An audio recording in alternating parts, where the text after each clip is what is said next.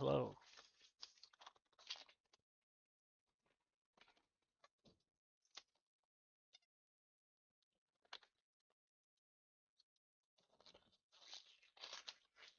Well, I'm struggling to get this glove on.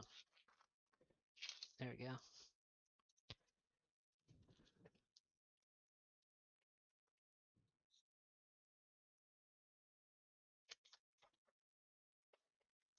That one was easier.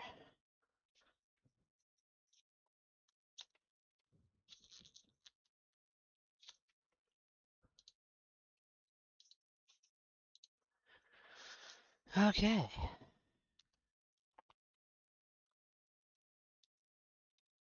Guess I can clean this a little bit. Got some flux right there.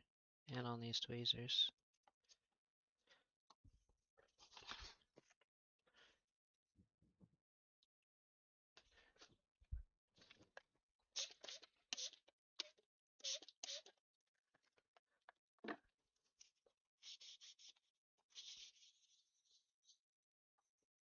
What up, 8-bit? How's it going?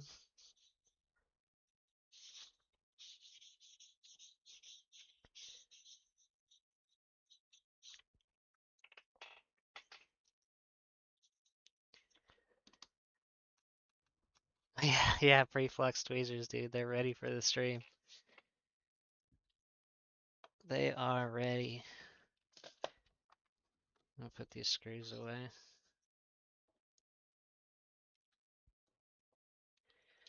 Not gonna need them until a new battery gets here. Ooh, which ones are these? I want to say those are the shell.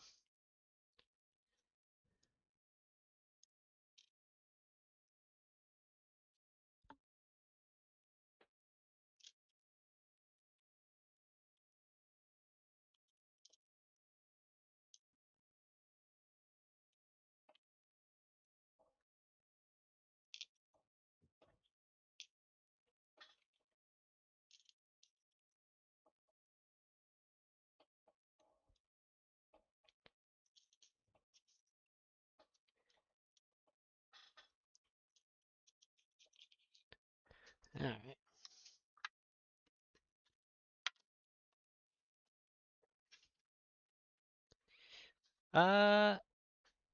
That's a good question. That is a good question.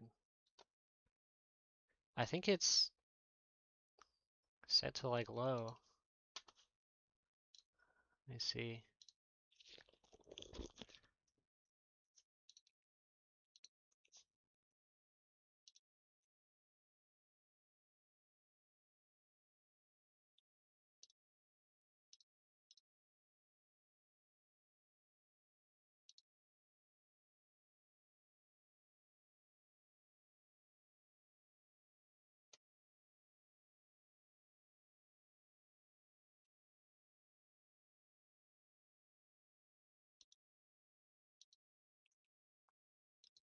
Uh, you know what? Where can I find the latency? Is that an OBS thing?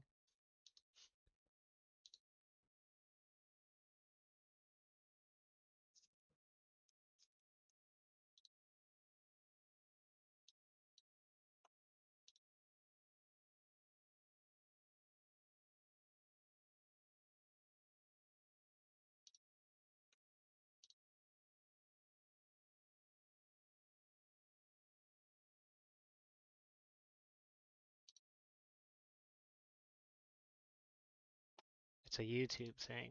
Okay. Let's see.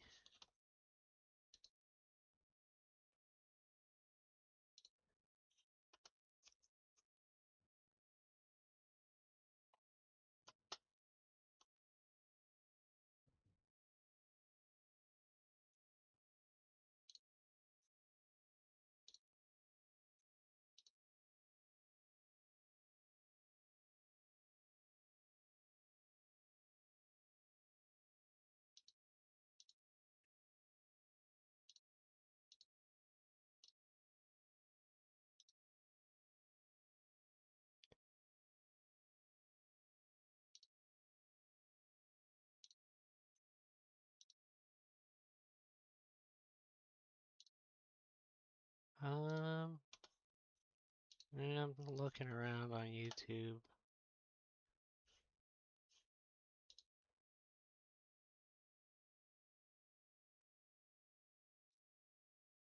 Hey, Squish.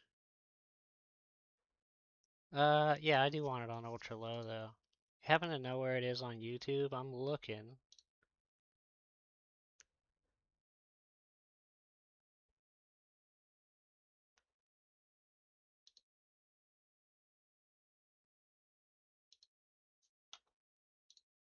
Don't see it in channel.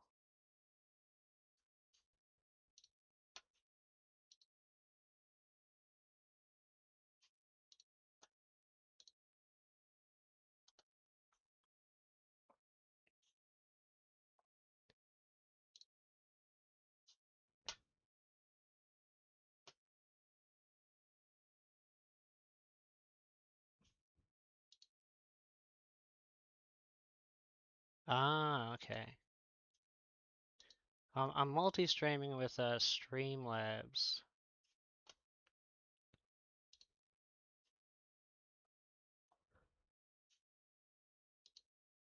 Well, I'll check that out next time. Or maybe even just like once I get off of here. Because I've been told that it's a long delay before, and I would like to change that.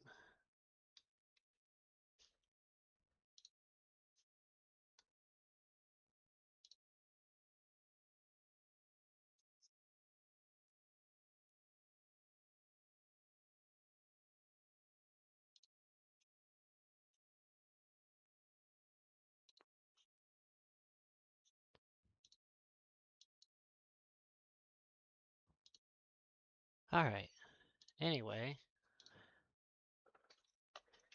So I need to restore this eMMC. This is the switch that will not boot when plugged in. Boots fine on battery, and it started working for a while, and I thought it was fixed, and then it stopped working again. And yeah, I cannot figure out exactly what's wrong with this one. So now I'm just gonna try to restore the eMMC and see if that changes anything.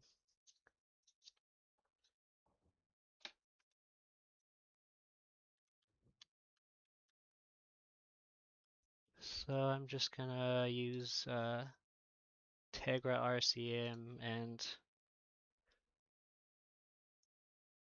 boot this one into Hecate.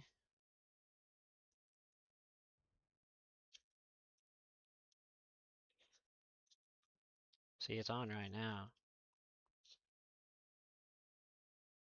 It turns on when it's only plugged into 5 volts.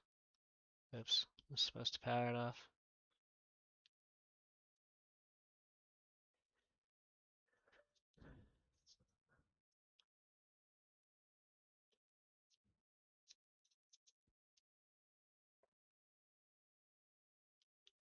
There we go.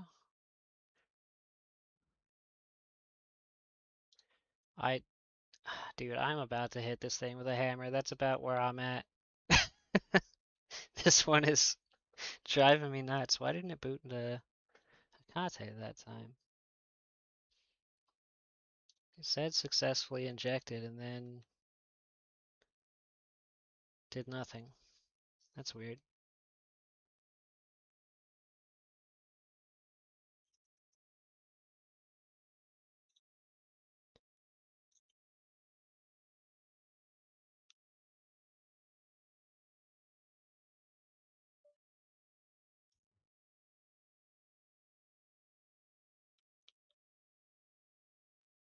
Okay, we're in RCM. Inject. There we go. That was weird. I don't know why it didn't work the first time. Alright, let's see. USB tools. I already backed it up. Let me go to NAND Fix Pro. Let me mount the SS or the SD actually. Oh wait, it's on read only. Let me turn that off real quick. Cannot be on read only.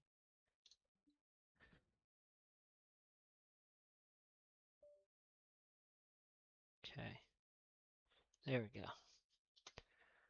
And I'm just gonna pull the backup off. Put it on my computer for safekeeping. Might take a while. Which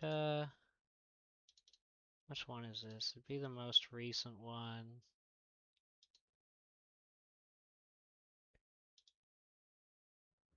Never mind, I'm not sure.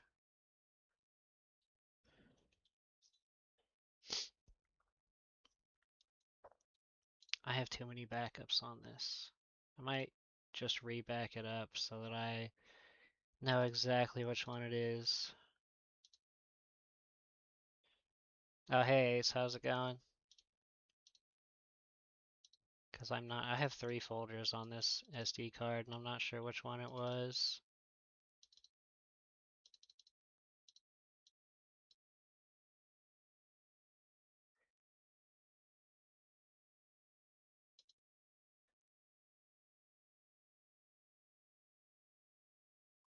Okay, yeah, I'm gonna do that just so I'm absolutely certain. I'm gonna delete these backups and then redo it.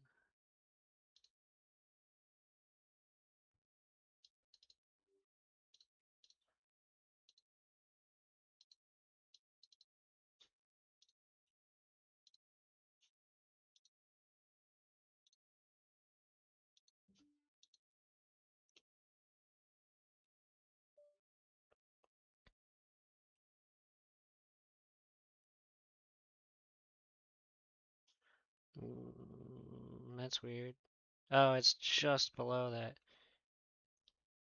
Why is it using more milliamps than it's pulling? Or, or to charge? That's weird. I mean, it is only plugged into 5 volts, but that should still be enough to keep it alive.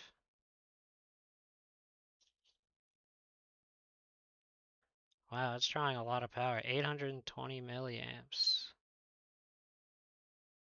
Interesting. That's a lot of power.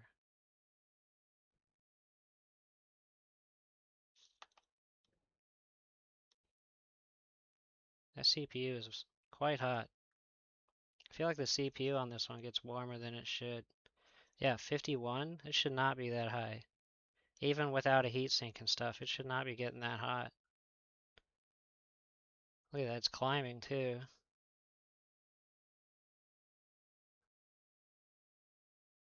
Wow. I mean, usually when I do this, they hang around like 36, 37 Celsius. That one's just heating up still even more. That doesn't seem right. Almost makes me think that the CPU is pulling more power than it should be.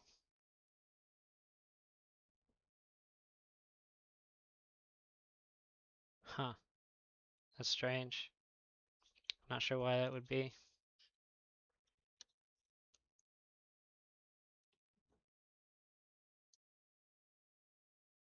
I cooled it down a little bit by touching it there.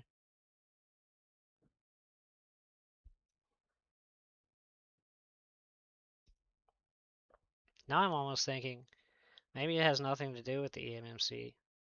I mean, it just shouldn't be drawing this much power.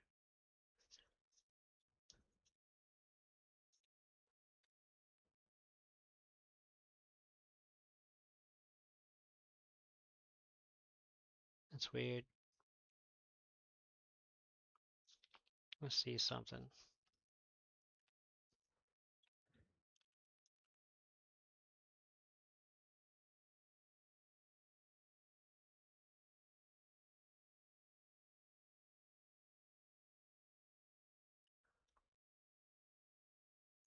Well, that's only pulling standard 7 watts. CPU's still heating up.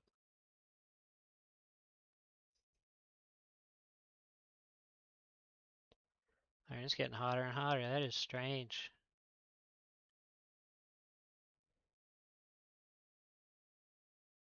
I was wondering if I should reflow it.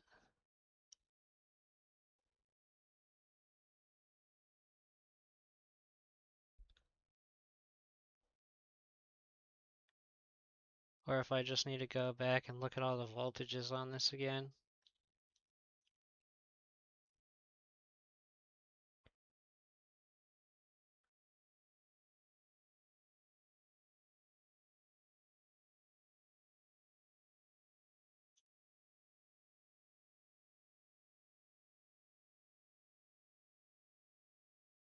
Hmm.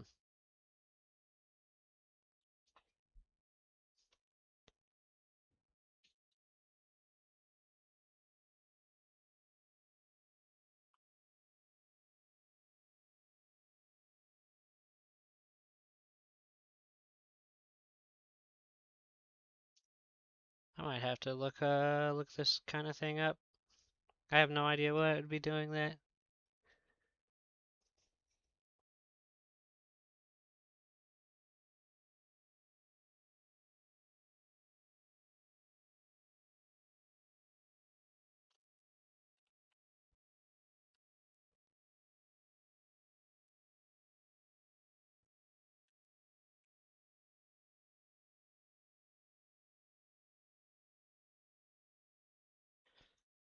I'm gonna put this little heat shield back on it just to help out a little. I know that like 60 isn't gonna kill it or anything, but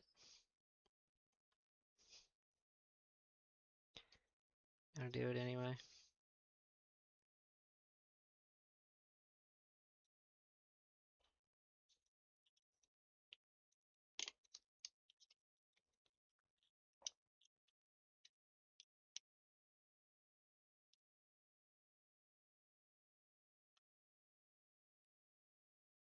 That'll help a little bit. I don't have any liquid chocolate. I mean, this thing would cook the chocolate, that's for sure.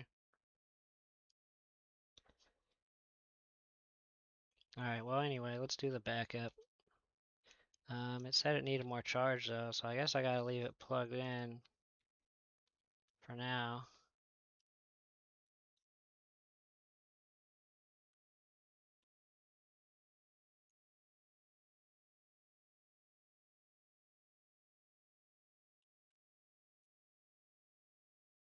Alright, well that'll take a while. I'm just gonna set it over here.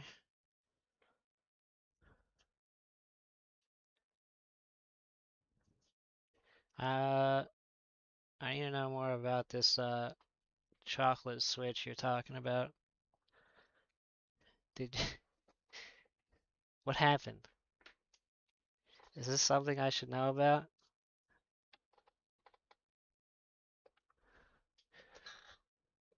I think the chocolate would work pretty well till it like solidified.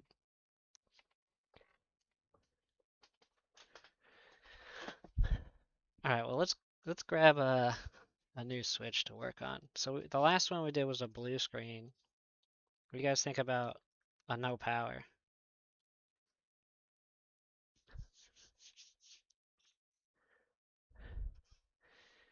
Okay. I have to check that out.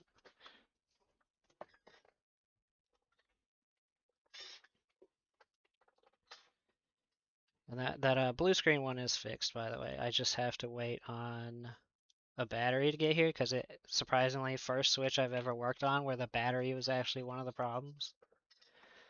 Oh geez.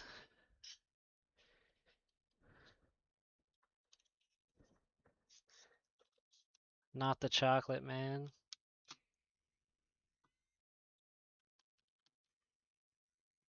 I'm just gonna, you know what? Let me look at this port just to give it a look.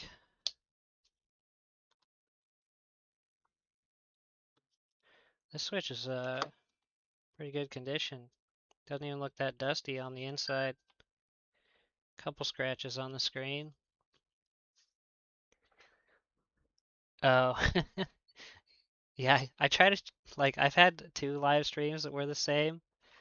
I try to Jesus, this thing's up to almost 70 Celsius now. Um, I try to like change the names just a little bit. Today I decided to actually label it what I was doing instead of just like, oh, repairing switches. 'Cause I'm thinking like maybe one day I'll have to look back at these and you know, I want to be able to find what I'm looking for.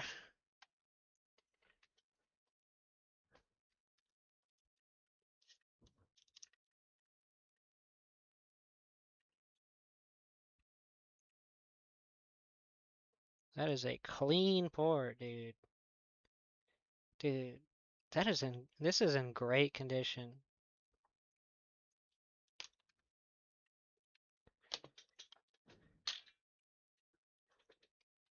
Yeah, I know, right? I never know what I'm really gonna be doing. I mean, I know what I think I'm gonna be doing.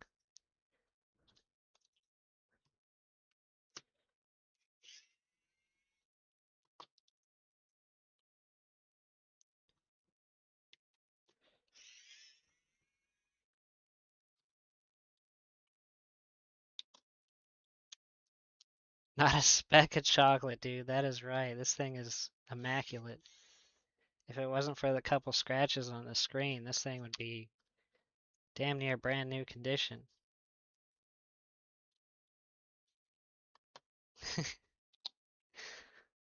Where's my Y screwdriver? Is this it? Yep, that's it.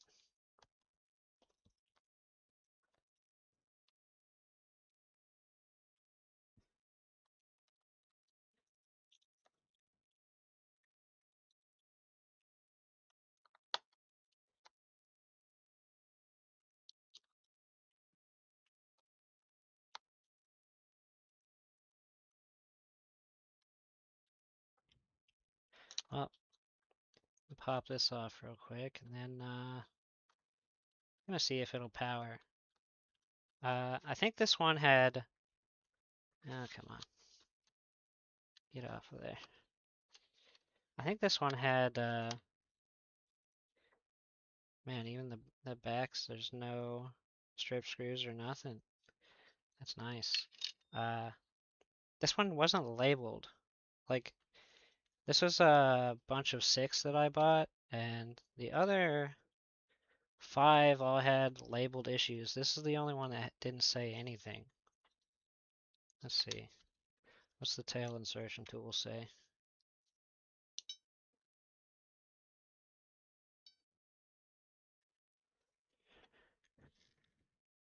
They're all good.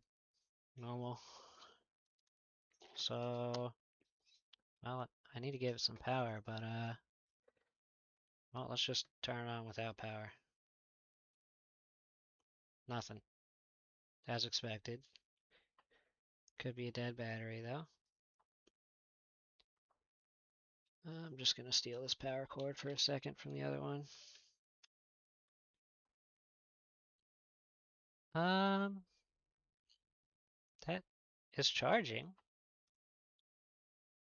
and we got the indicator.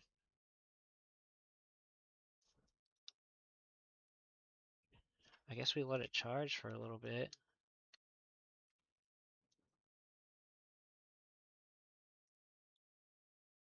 It's dead, definitely. That's why it's pulling such little amps.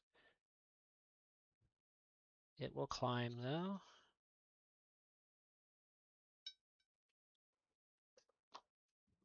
Oh man, I got flux all over the side of the screwdriver, man.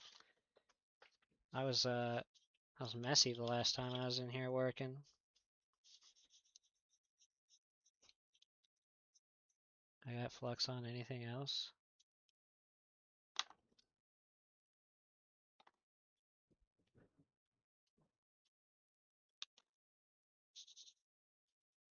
Some thermal paste on me. Yeah, low battery fixed.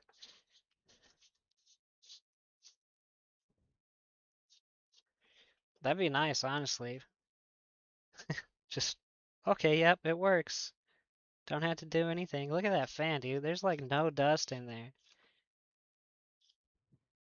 What's the catch? What is the catch, huh? Let's see. Let me just take a peek into the game card reader. Immaculate. Looks like it's never been used.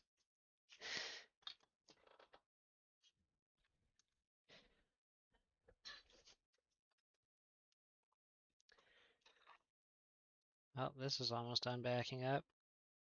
Look at that. This processor's at 75C. What? I have never seen a CPU get that hot. Oh yeah, it's got to do the second one. I forgot. There's two pieces to it. I have never seen one of these APUs get that hot. That thing is cooking, dude. Oh yeah, that's almost burns my finger to the touch. If it gets too much hotter, I'm gonna have to shut it down. I know, right? It's alright. Well, I lost the charger. I guess it's broken. Well, I guess we could put a pause on that. Um, what can I do? I have been wanting to, I have this OLED board here. It's dead, I think. I don't remember what was wrong with it. I think it might have been APU. I think the APU was dead. But I was thinking I would do a kamikaze on this one. Just for the first time, attempt it on this board since it's just a donor. I never done it yet and I wanted to get some experience doing it.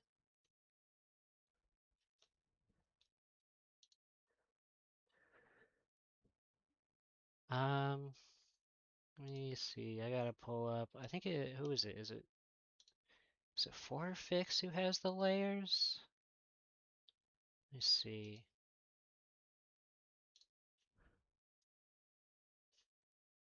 Da, da, da. I know I have it saved somewhere.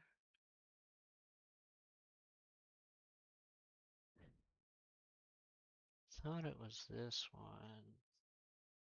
Oh no, it's right here. Yeah, it is Forfix.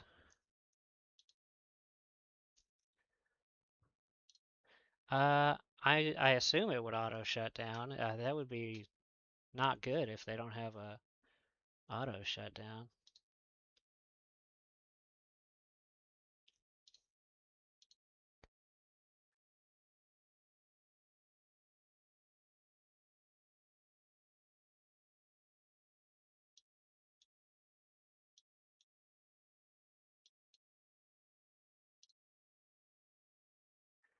Okay, here, let me show you guys what I'm looking at real quick. Yeah, so this is it's the A, right? Yeah, yeah.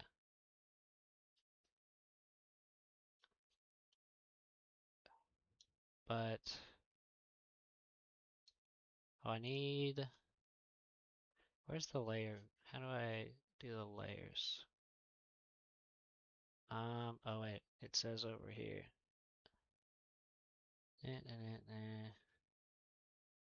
Ah, just scroll. Wait, Control plus scroll. There we go.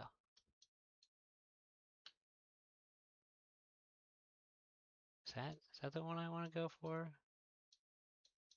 I think it's is it the A or the C? Where's the C at?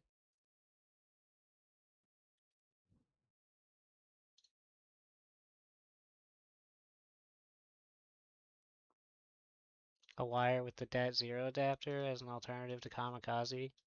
Yeah, I've used that. I've done that before. I guess the DAT0 adapters, they can fail over time, which is why I want to get used to the Kamikaze. Where's it? Is there like oh yeah, yeah, here we go. Legend. Okay. Am I looking at the right spot? Oh, okay. Wait. Is it the C I need, which is that? Yeah, I think it is, right? Yeah, the dat 0. Yeah, okay, so this is it right here.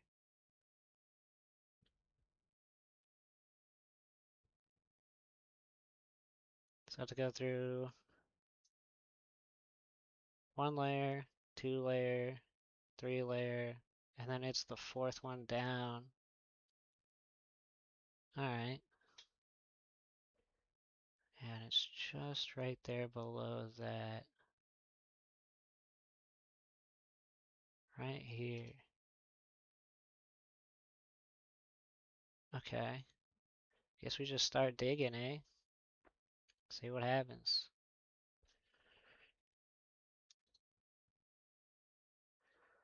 I don't know anything's wrong with this console. Right now, this one is just, it's just charging. I just pulled it out and now it's charging. It's looks like it's gonna boot successfully. I don't know what's going on with this one. This one is, the CPU is cooking itself. I got the backup though. So man, I kind of want to turn this one off and let it cool down a little bit.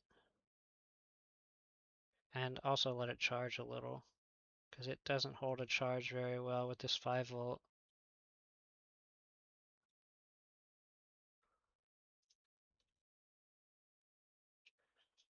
Yeah, this one I'm just using this as a donor board. Um, it was drawing like 70 milliamps, I think, and I tested a bunch of things. Eventually, I figured it was APU. I worked on this one a lot before I gave up on it. Um, so yeah, it's not a big deal to me if I mess this up.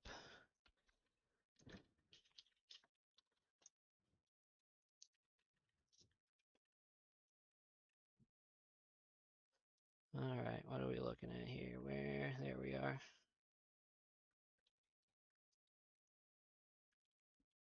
I need to go up. Yeah. Yeah, you can see that I have some solder there because I soldered this one to I soldered a mod chip on this one to test it more, but I never did get it to boot. Oh yeah, nice, dude. So yeah, we dig here. I guess I should probably put it in a board holder just so it doesn't like move at all while I'm working on it.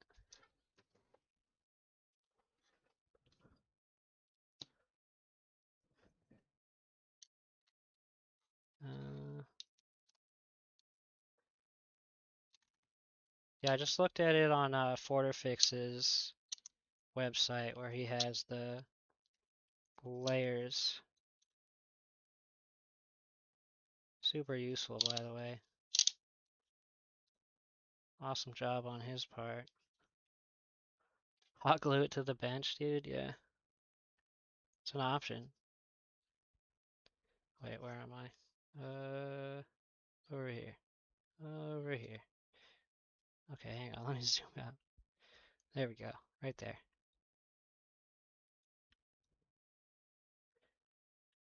Alright. Let me just make sure this is parfocaled well. How's that look? That looks good.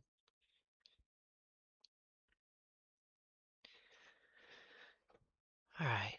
Let me bring up the layers while I'm doing this. Alright.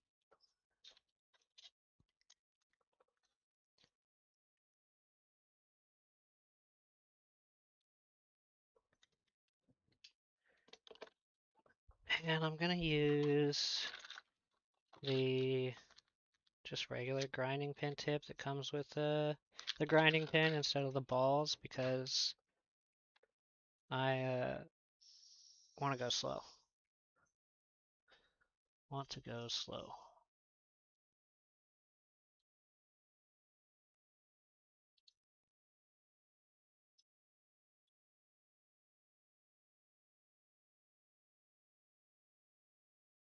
Yeah, I know, no pressure, right? It's dead. I wasn't gonna fix this one anyway. Alright.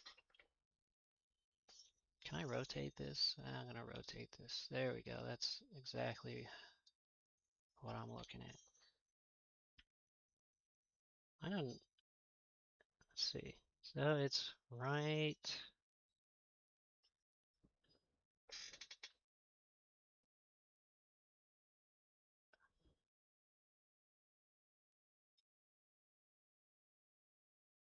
Okay, I'm gonna dig out a big square.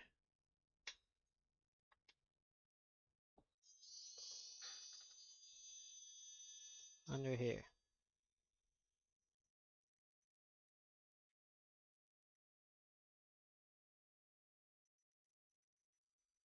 I think I have a little too much flux there.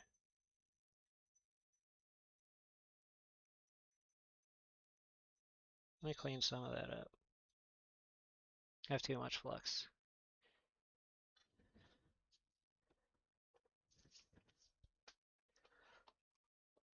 Making it a little harder to see. That's good.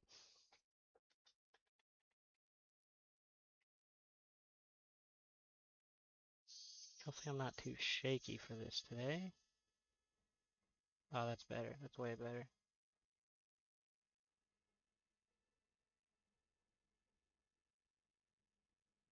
So, we're at the first layer.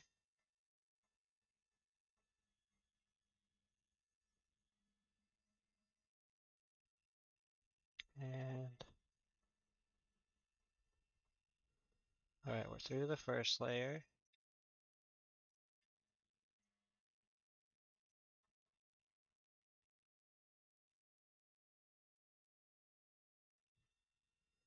Exposing the second layer.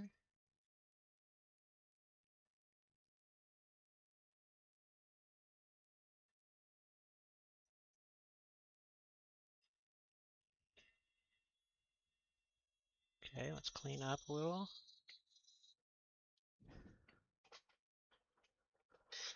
Yeah, GPUs definitely do seem difficult. I would love to do some GPUs. I honestly want to work my way up to it eventually. I actually have a 3080 that's dying, and it would be great if I could figure out why it's dying. So we're getting through the second layer there, it looks like. Yeah, I gotta go just like you said, a little to the right.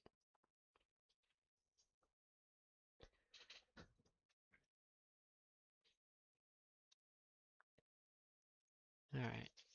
I could probably make that square a little bigger too.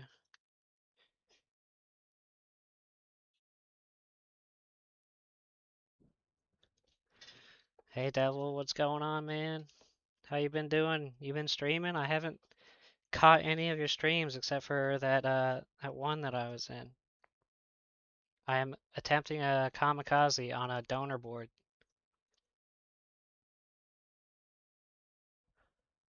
Yeah. I'm gonna widen it just a bit, a little bit to the right.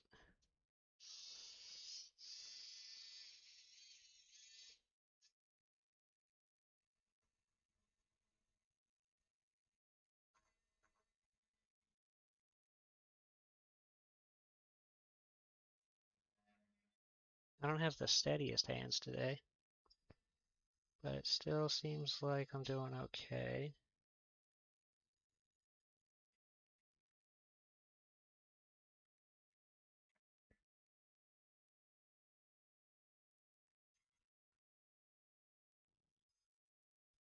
Let me clean that up. Can't see what I'm doing anymore. Did you?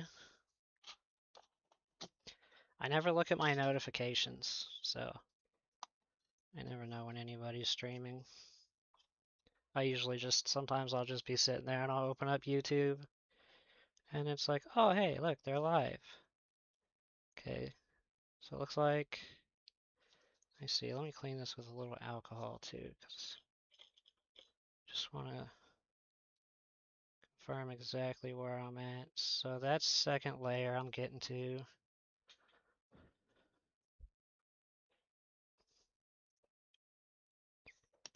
Okay. I like that the flux catches all the little fragments. So I need to go deeper around the edges.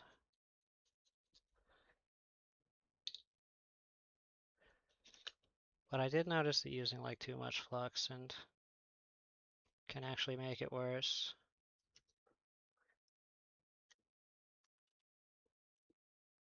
Alright, let's try. Oh yeah? IPA. Okay. So, second layer, get through this substrate a little.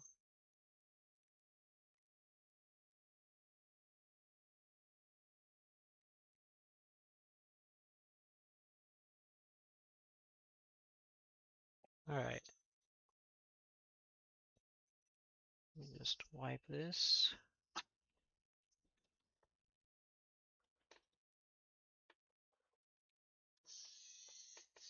Oh. Now it's got some paper towel stuck to it.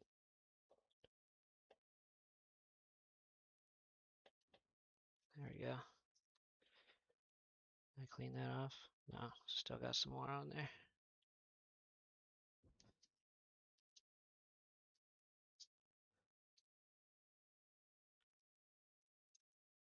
How's that look? That's better. Okay. That other switch just booted. By the way, the one that I was charging, what the heck's wrong with this one? It just booted. Ah, oh, we got a bot. Get out of here, bro.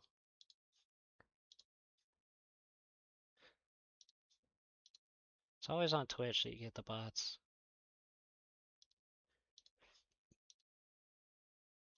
Okay, back to here. Identify sublayer copper. IPA will do it, and it's not as messy as Flux. You don't use anything on the first and second layer. Alright, I'll try the IPA. As soon as I clean up this Flux, I'll switch to IPA. Okay, so just to confirm again, let's see. We're on first layer around here, second layer, and then the substrate in between the next layer. So let me look at my layer views. We're through this, and then we're through that. Okay, so it's it looks like it's the next layer that I'm digging into now, right? So it should be just underneath this substrate, yeah? I think. Except, you know, not exactly right there. It'd be more like right there. So let me widen this out a bit.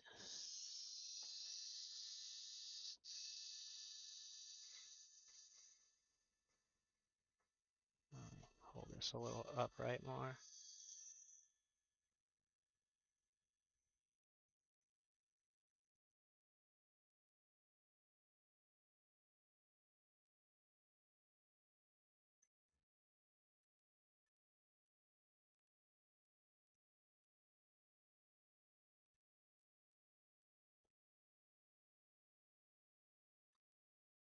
So we're at the substrate before the point. And let's clean this up, and then I'll try the alcohol like you were saying. Oh, I gotta widen it a little more still. Okay, let's put some IPA.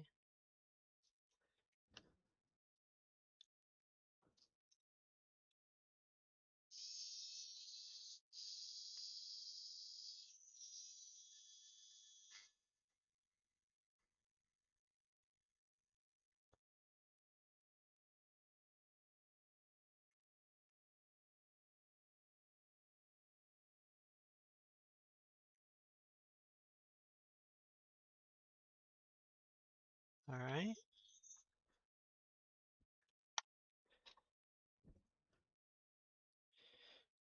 UV light to see it. All right. Let's try it.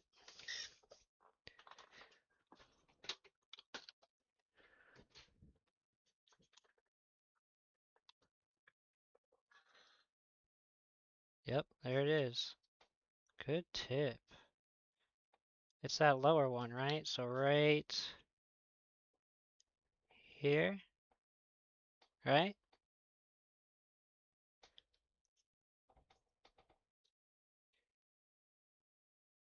Right there, basically.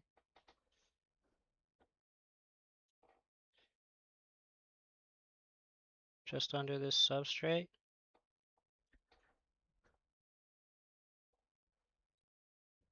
Oh, I see better with IPA. Oh, yeah. Oh, okay. So is it that right there?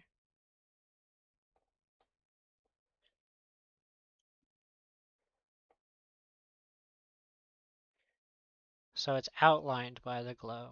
Okay. There's another one right here, but it's this one, right? Man, I'm kind of shaky. All right, cool. Can I just leave this on here? Kind of. No, I can't really hold it at the same time. Let me just one hand this for like a second, just kind of mark where I'm going.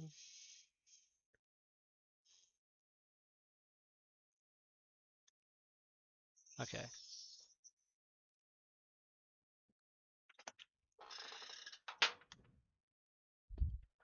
That'd be cool if I had like a UV light on the microscope. I think it was like NanoFix just did a video with some microscope that had like a UV light and a thermal camera on it or something.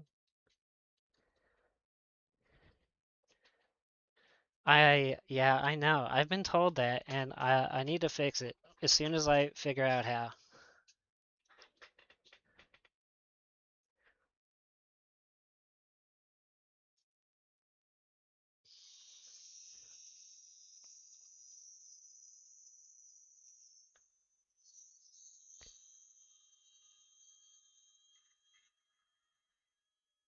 There it is. We got it.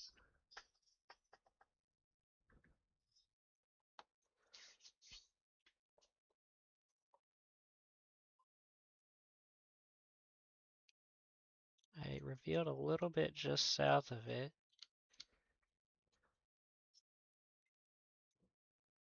What do you mean, dude? I love the UV light. Sometimes I just turn it on and stare at it. And just look at like I'm looking at the sun. Now, I think I use a little mask to cover that tiny bit that was just south of it, so I don't accidentally solder to that. And then I just stick a wire to it, and then we call it a day since there's since I can't actually like this one's not gonna work. Yeah, that was my first go.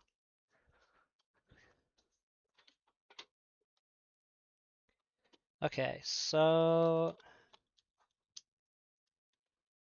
let me see. Let me get my little palette out. Put this solder mask on.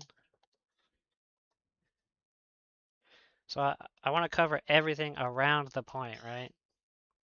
You're saying cover it all, but I don't want to cover the actual point. I want to leave just the point exposed. Where the hell did I go? There we go. Yeah, other than the dat zero, right, right.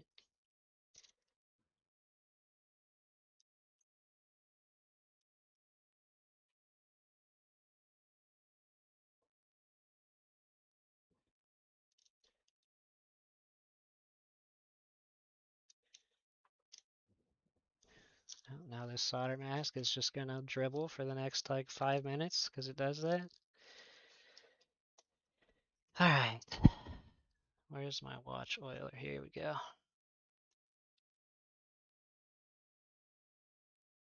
Seems like the fast curing solder mask is kind of separating a little in in the tube. I got some clear liquid coming out of it.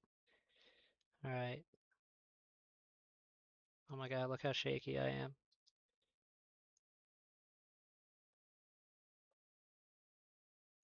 Uh-oh. Uh-oh. Okay, it stopped. We're good. Oh no, it didn't stop. It covered it. It covered it. I'll clean it up.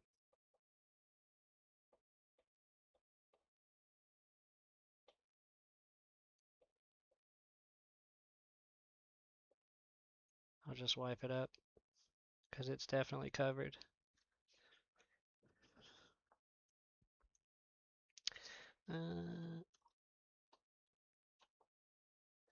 Yeah, it's definitely too much.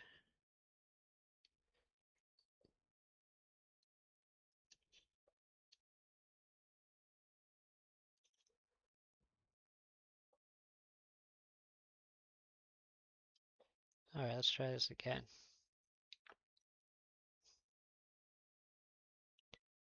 How much do I have on the oiler this time? Okay, I have less. Good. Right. Okay.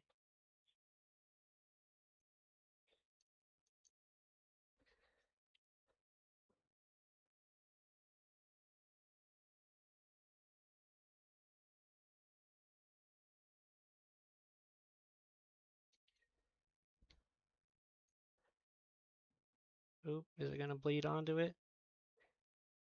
Oh, no, I think it's good. I think it stopped. And it covered that point too, which is good.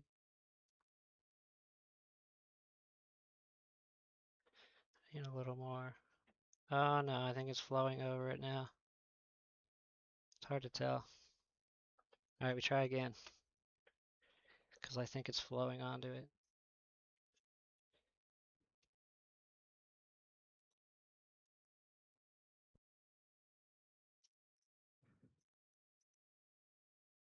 Let me just drop a little on this side.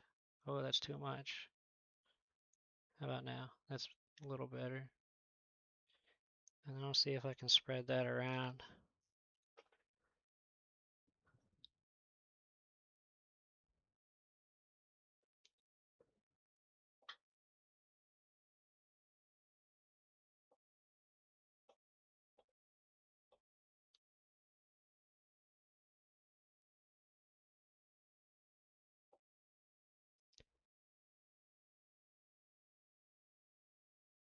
I think that'll drip down onto that.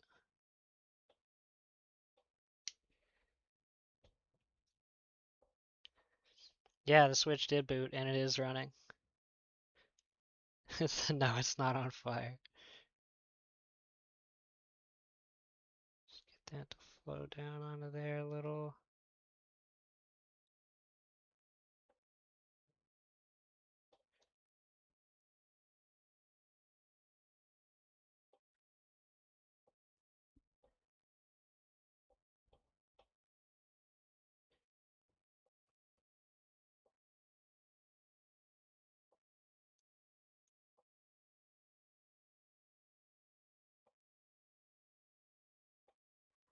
I think that's good.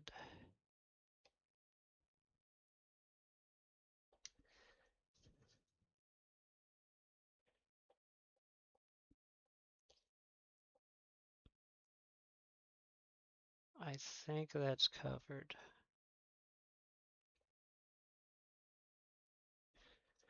I'm gonna solidify it.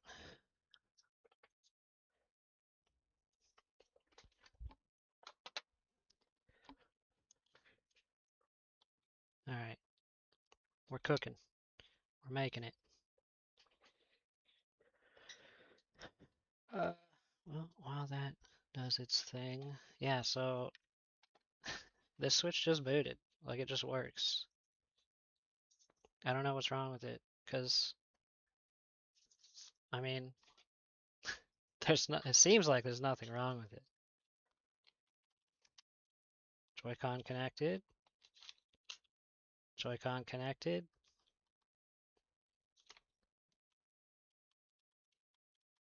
No disconnect. No disconnect.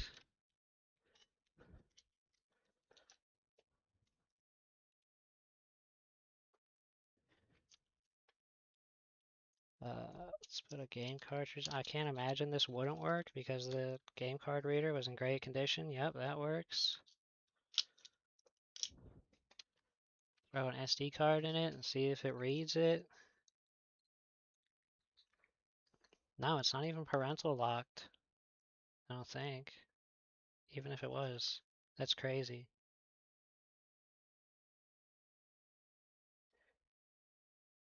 No, it's not locked.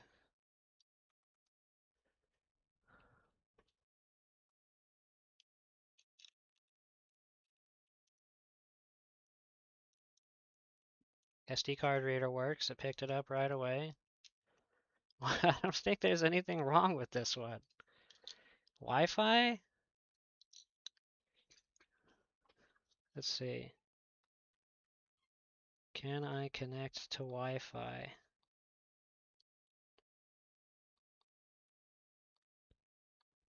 Holy crap, dude. This is version 12.1. That is some old firmware.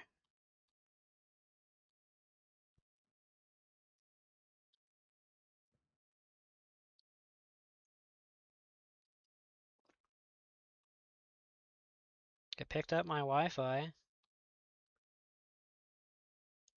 Let's see if I can get it to connect.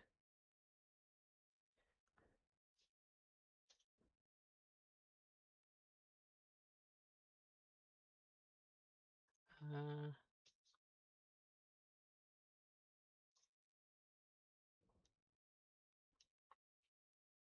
yeah, 12.1. That's the oldest I've ever seen. I think the oldest I've seen before this was like 16. Yeah, it connected to my internet. Just fine. Dudes, I don't think there's anything wrong with this one.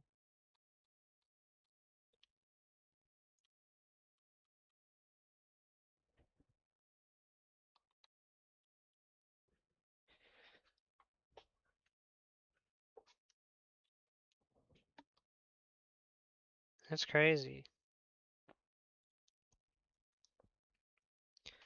Well, I'll just fully update it eventually because um, you have to update them when you do a format on the system.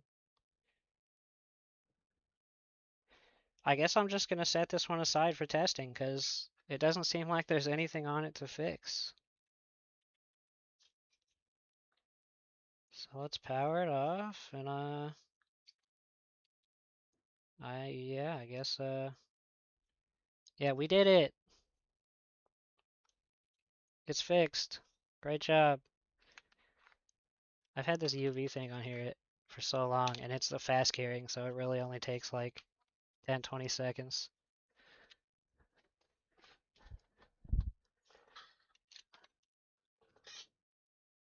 Put this back plate back on and just not screw it in yet.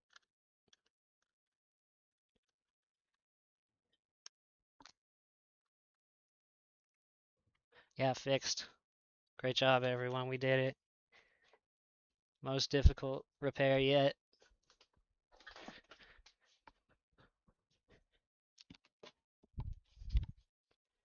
Alright, let's see what this looks like.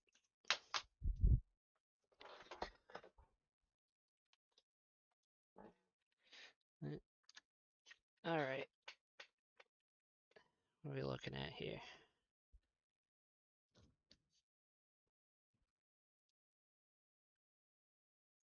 Oh, my little plate's in the way.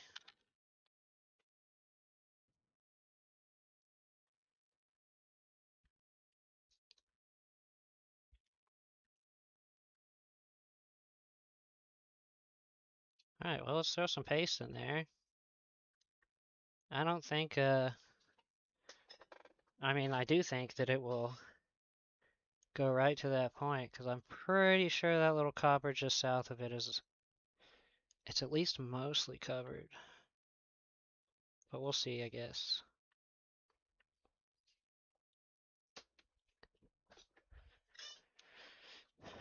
I need to get some like good solder paste in a tube. I just have some expired stuff that I threw away, and then I just have some in a little tub, which I'm just gonna use some tweezers to get this out of here.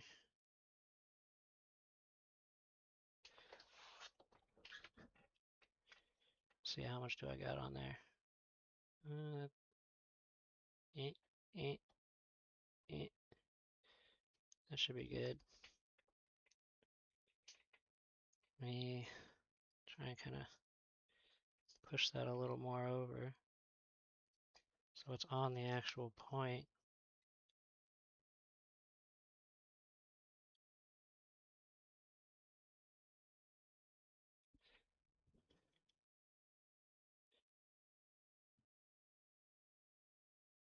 There we go.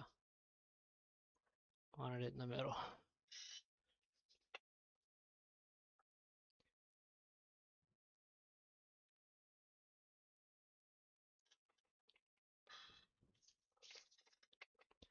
You guys use hot air or do you just use your iron?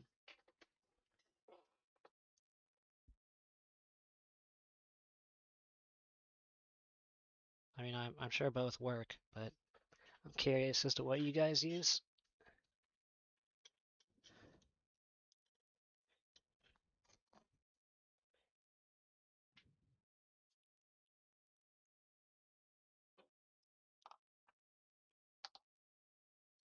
Jesus, the solder mask is leaking all over the place.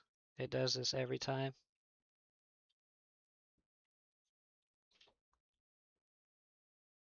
Hot air away from fan. Got it. I'll give that a shot first.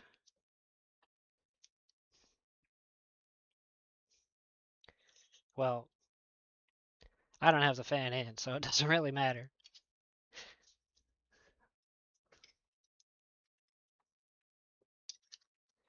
I am just working on the board itself.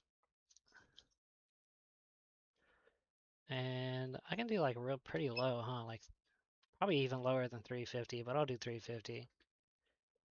Because this solder paste melts at like 180. 400.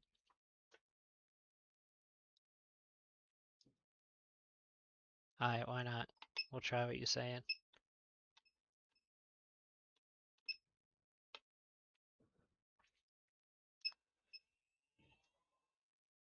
440%.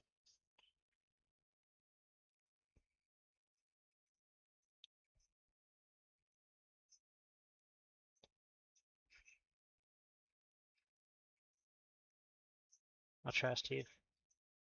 You do a lot more of these than I do.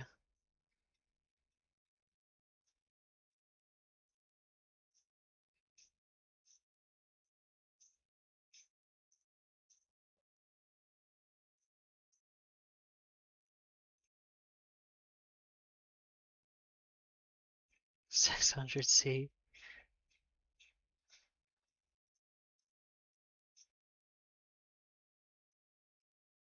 Alright.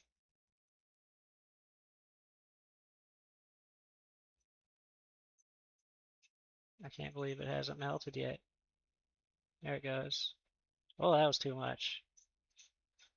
Way too much. I will have to use the iron to get some of that off.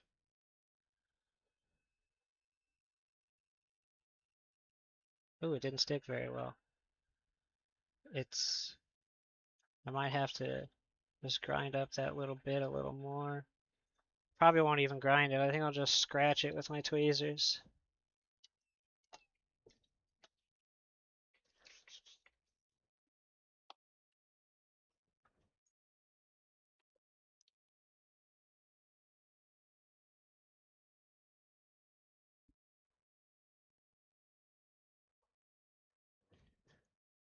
Yeah.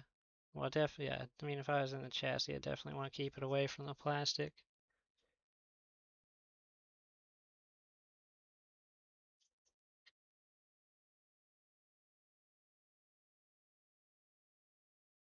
Just giving it a little scratchy scratch.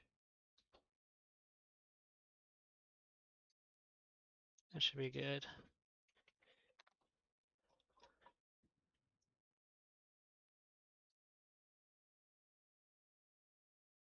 We'll see if that works.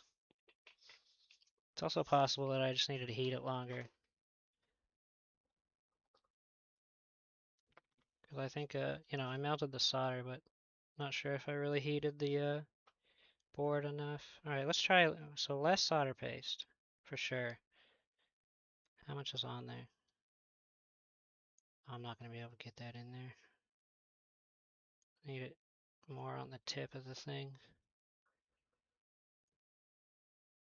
Okay, can I just get a little bit? A little more than that. Okay, maybe not. Doesn't want to. I just don't want to get too much on there again.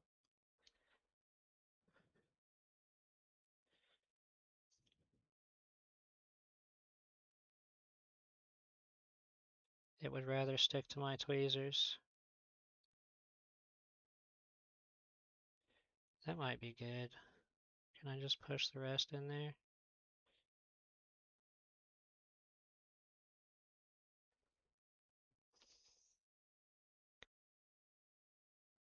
I want just a tiny bit more than that. Yeah, we'll give that a shot.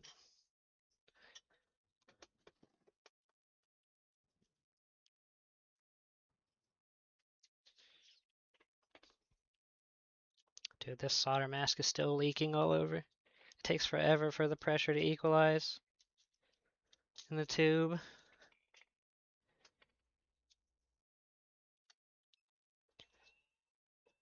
Alright. Bent tip. Bent tip is oxidized.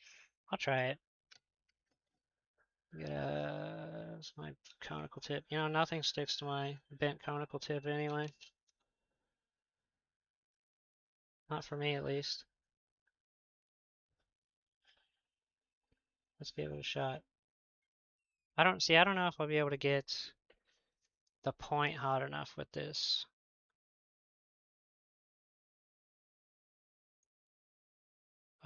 Oh, never mind. That worked quite well.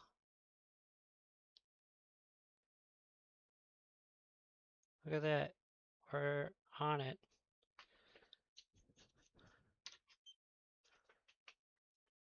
Are we on it? Are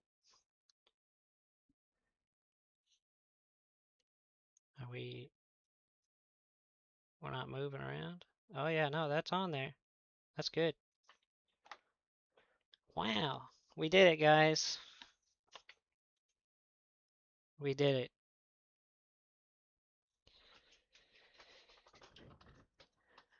Alright, now clean up this solder mask that's all over the place.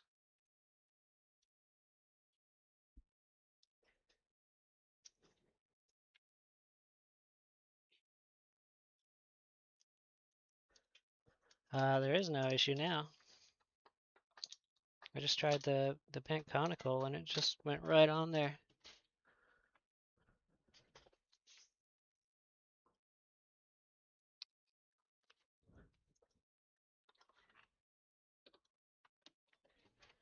Yeah, good tip.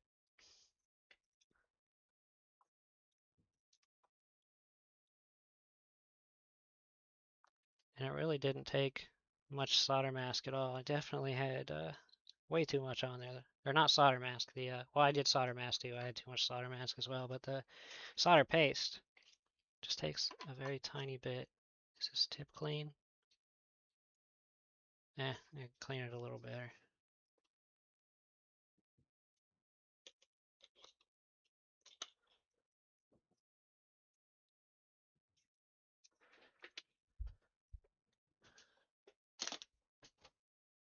All right.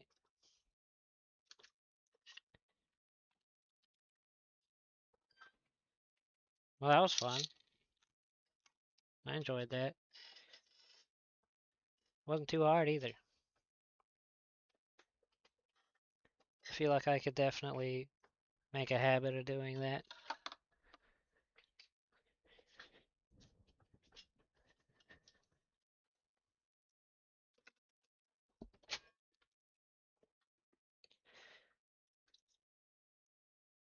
Definitely could do that.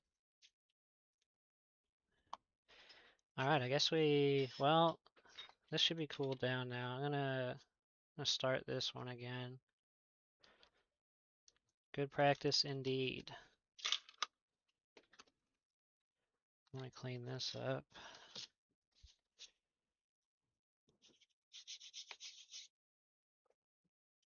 Just a tiny bit of alcohol because this is 3D printed and it'll melt it, essentially. Dude, ForderFix's layer view thing on the website he has is awesome. It would have been so much harder without that. So yeah, props to Forder. Did yeah, I took the SD card out. Why didn't this boot? Oh wait, maybe it did. Is it? Yeah, I just got to inject payload.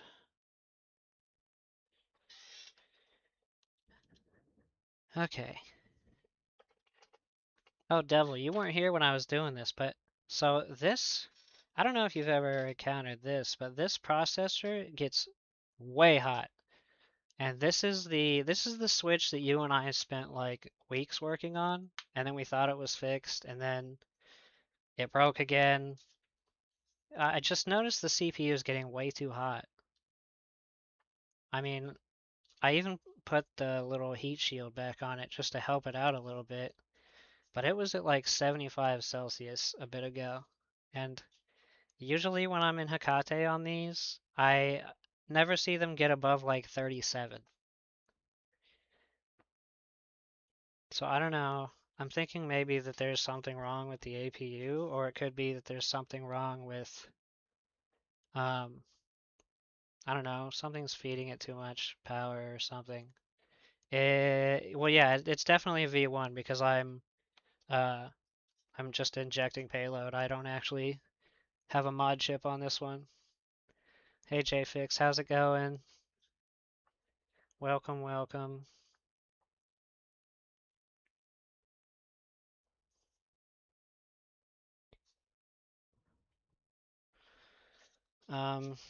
But I guess we can still run we can run the restore on it.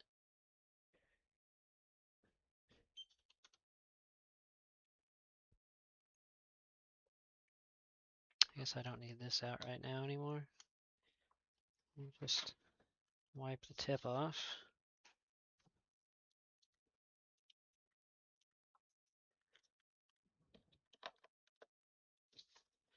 All right.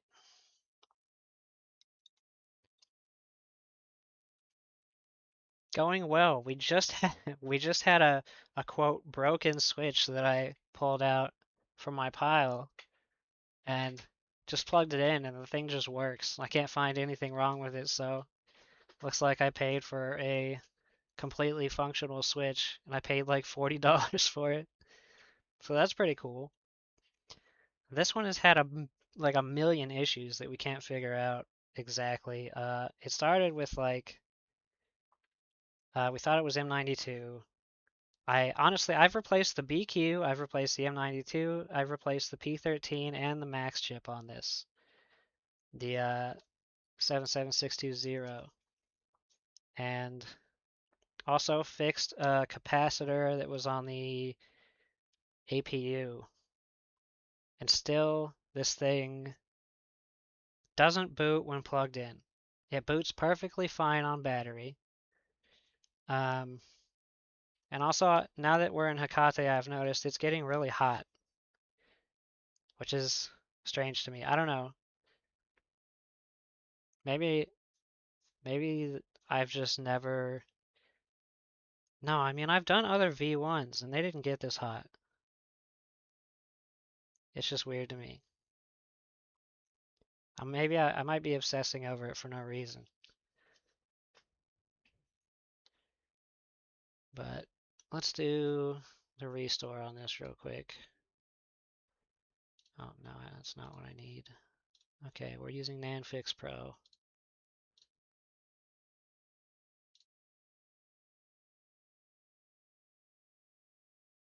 Gonna mount the SD. Oh wait, I gotta turn off read only. I forget.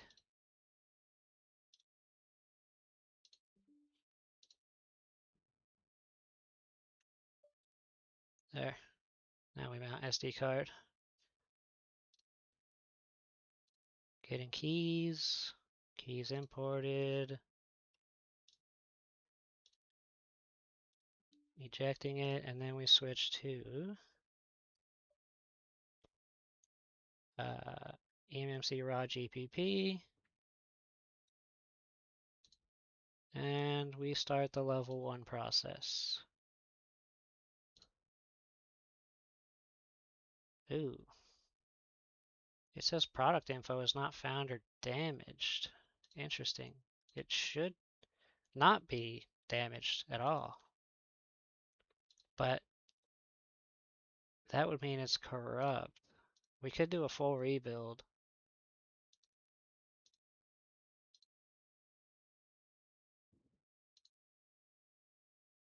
Huh. I didn't find anything wrong with this eMMC, but it could be.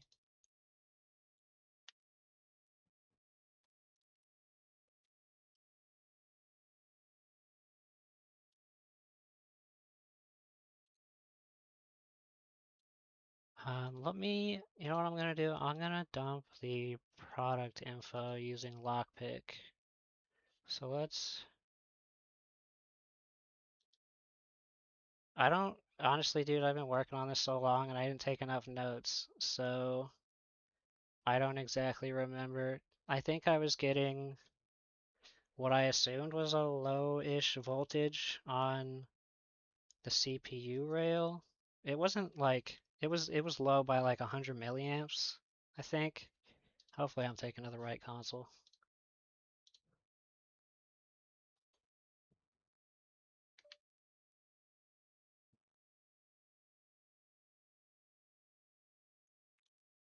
Okay, let's go. Let me remount this SD real quick. I want to make sure I don't have a different product info on the SD card before I back this one up. Oh geez, read only's on again. Well, it doesn't matter. Let's see. No, I just have product keys. I don't have a product info on here. That's good. Partitions, yeah, okay. So yeah, let's lockpick this.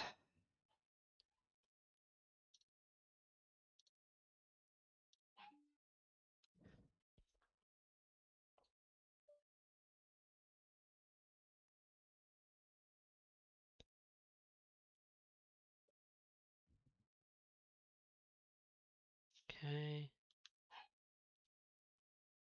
Well, it dumped fine. No issues.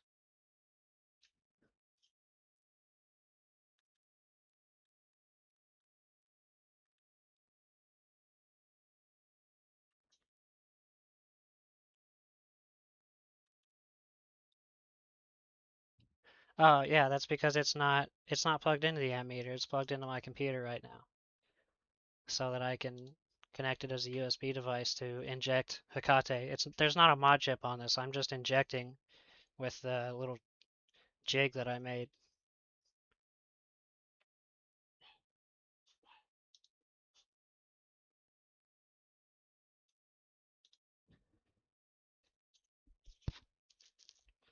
Although I wonder if I can charge it simultaneously with the ammeter as well as RCM boot it and have my computer detect it. I'm not really sure if that would work. I've never tried.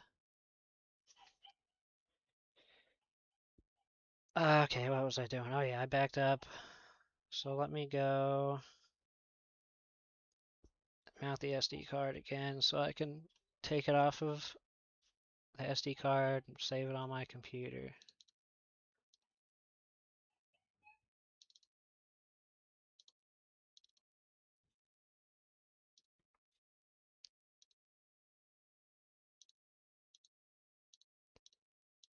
And let me put the serial number down in this folder so I know which one it was.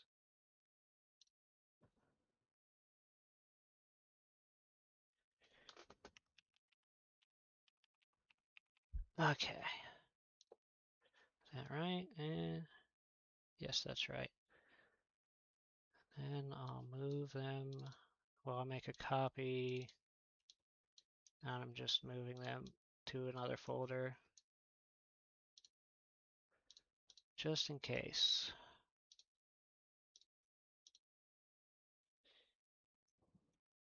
And then I guess we try a level 2, see what happens.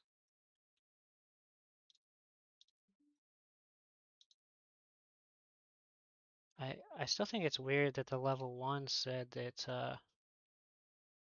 here, I'll show you guys this time. Let me restart this. And we'll switch. Oh yeah, I forgot it doesn't read my, there we go. I have to tab out to do this. So yeah, reset app.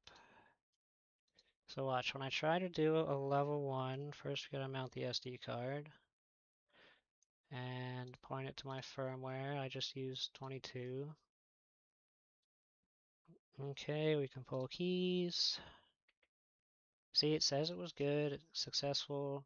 Now we pop it out of, oops, not that.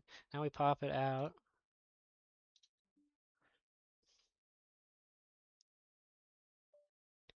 Then we mount the raw GPP. Oh, geez, it's doing this again. Oh, I need to charge it more.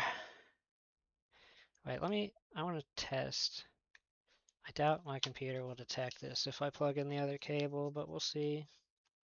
If it does, that'd be cool. No, nothing.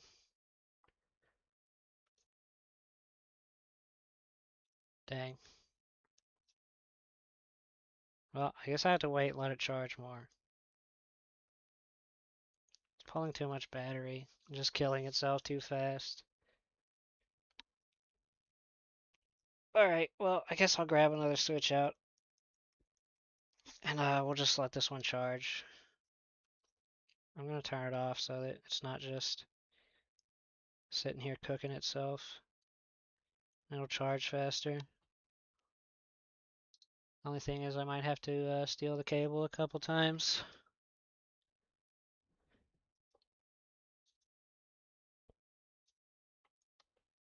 Alright, set that aside. Alright, let's see what else we got. I wanted to work on a no power one, but the last one just worked.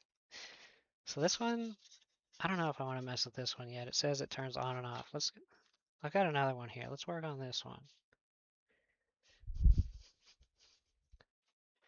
Since we did the blue screen last time, we'll do no power this time.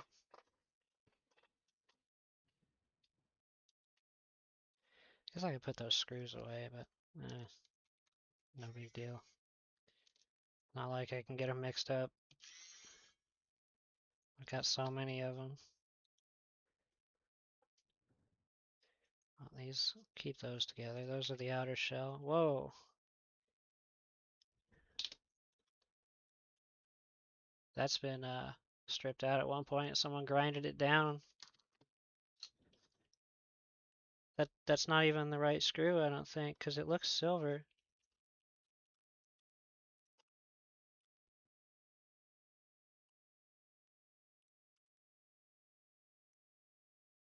That's definitely not the right screw. This is one of the inside chassis screws. Hopefully they didn't break the rear cover.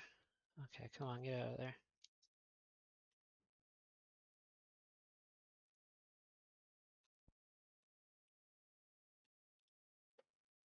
Jeez, throw that away. So I'm gonna assume this, man, that kickstand is loose. I'm gonna assume this has been opened. Oh yeah, it won't even, that kickstand won't hardly stay up.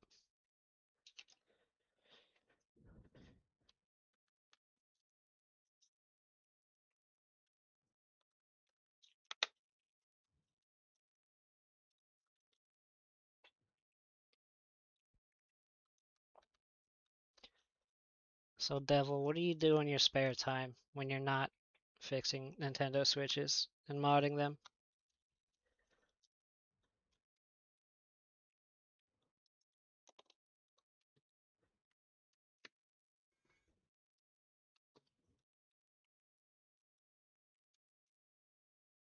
The screws weren't in very tight.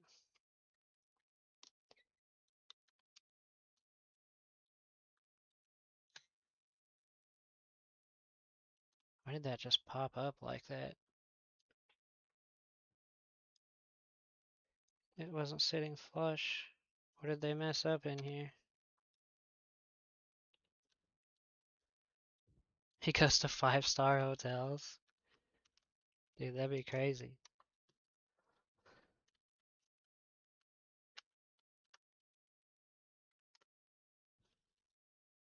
Yeah, they busted this one with this screw that they put in.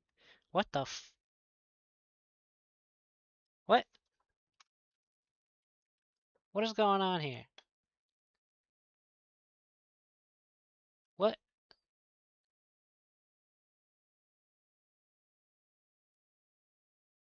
Is this... Is that eMMC in backwards? What the fuck? Dude, ain't no way. Ain't no way. How do you do that? How do you forget the way it went? Like, there's some like silicone there too. What is going on?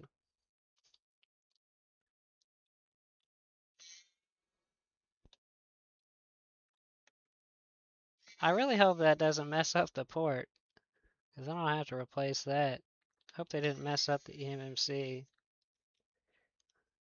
Oh wait, they cut this out. This had to be modded at one point. It had to have been. I honestly didn't even notice that until just now. They cut that out. I don't know how I didn't notice. It's not like this is normal.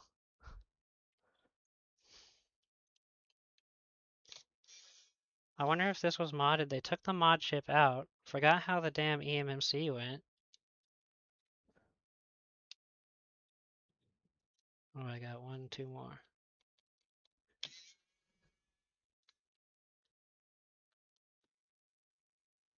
Oh, I'm excited to see what's going on under this. Oh my God.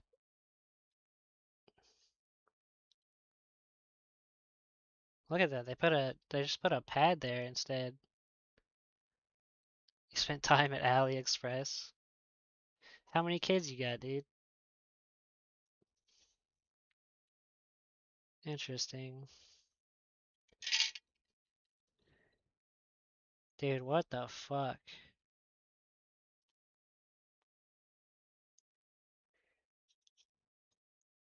That is crazy.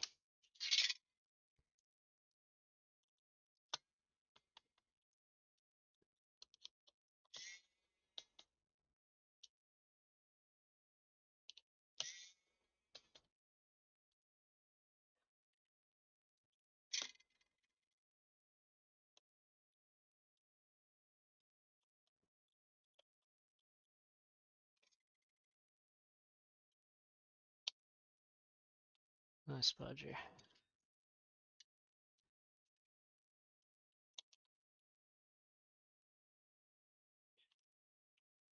Let's check this.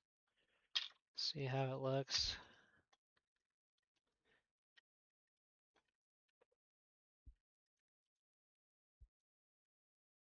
Oh, no, higher. There we go. That looks okay still. They didn't mess that up. Well, that looks okay too. Good thing it's symmetrical, eh?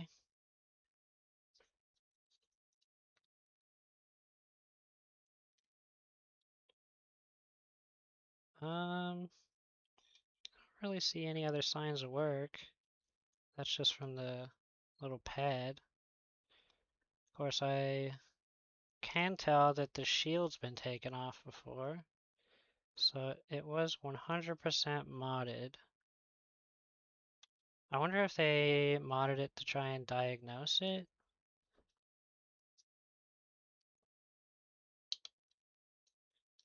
Try and pop this off.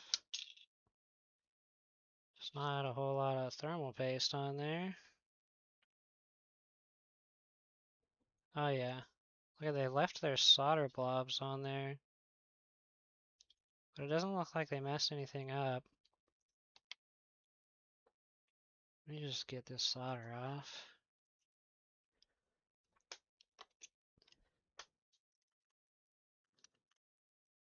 I'm gonna put a little flux on the wick real quick. Okay.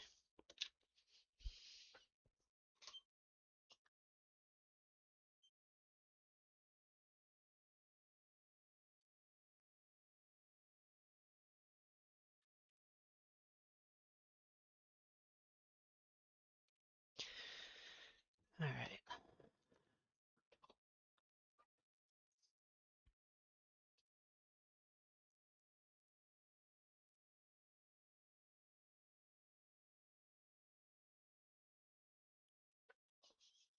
Uh, what if I just turn this eMMC around and it just works? I mean, that'd be pretty cool.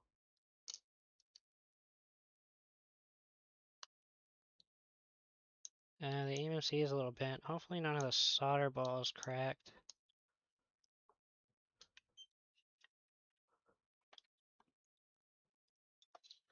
Alright. You know what? I should look at the USB port real quick before I plug anything into this. That looks good. That looks good. Could be better, but it'll work.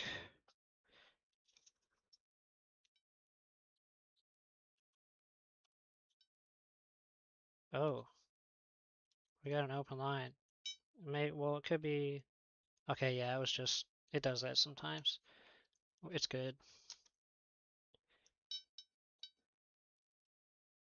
Okay, turn off. There we go. Okay, I gotta steal the cable from this other one. What do we got?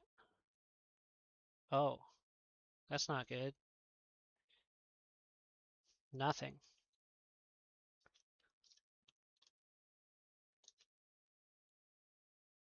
Flip it over. Nothing. Zero power draw whatsoever. Oh wait. Oh, it jumped to 5 volts for a second there. Let me do that again.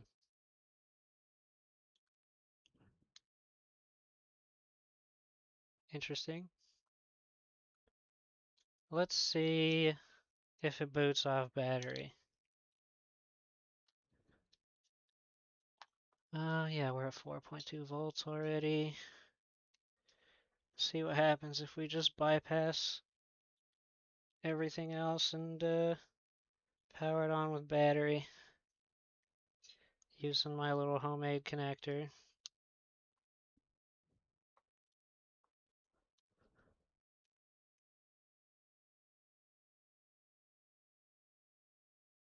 Interesting.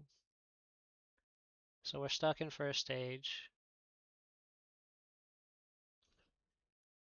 at 230. Okay. So there's something else wrong with it for sure. Definitely more than just the fuse. So do we tackle... Well, it wouldn't be the M92 because that bypasses the M92, no? Going from battery? At this point, it could be eMMC too. What version is this? I'm curious.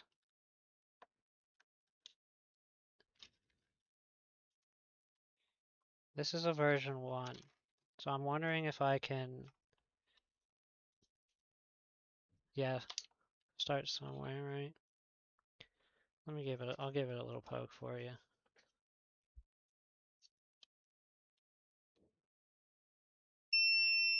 Yeah, we're good. Um, I want to just see if this one will boot into Hecate with injection. I will need to put my little jig in it because it's always nice when you can boot into Hecate and just check stuff without having to mod it. Um, my other jig's in the other console. I gotta pop this out. Wish I could just get this. You know what? Let me just fiddle with my other jig and see if I can get it to work. It doesn't like to work, but I'll see if I can get it to work. Usually I just have to kind of pop these out a little.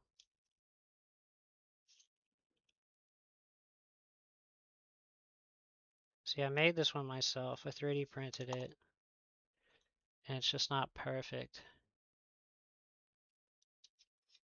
I'll show you in just a second.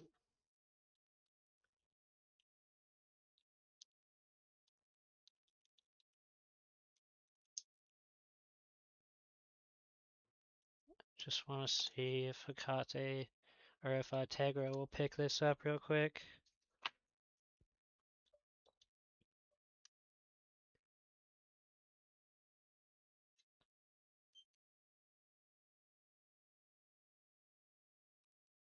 I don't think so. Let me do a hard reset first. Might just need that.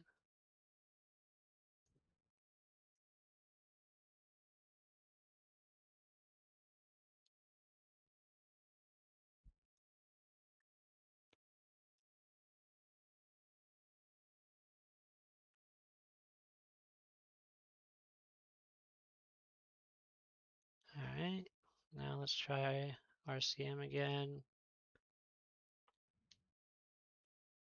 Nothing. See, I don't like using this jig because I never know if it's the jig that's the problem or if it's um, just not booting into RCM because it's patched. Oh, you know what? If using the jig, I have to plug this in, don't I? That would help. How's my spudger?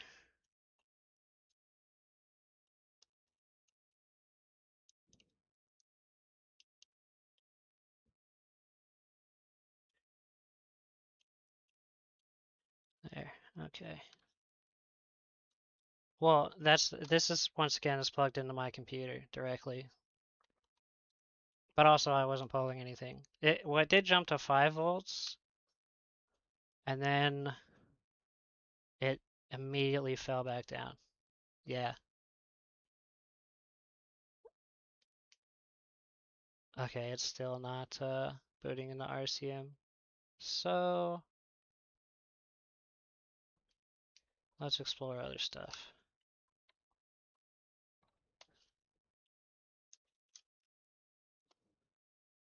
I might just honestly like buy one of the jigs online that are like $5, so they're more reliable.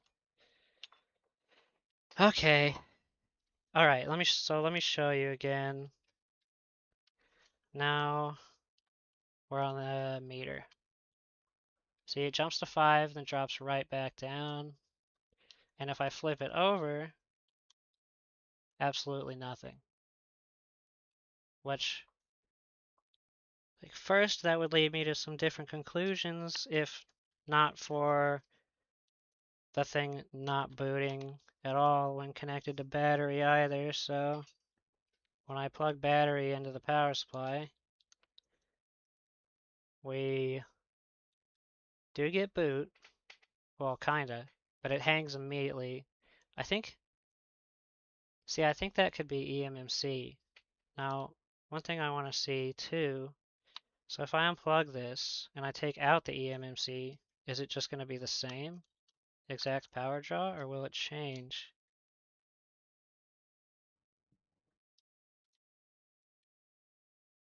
different.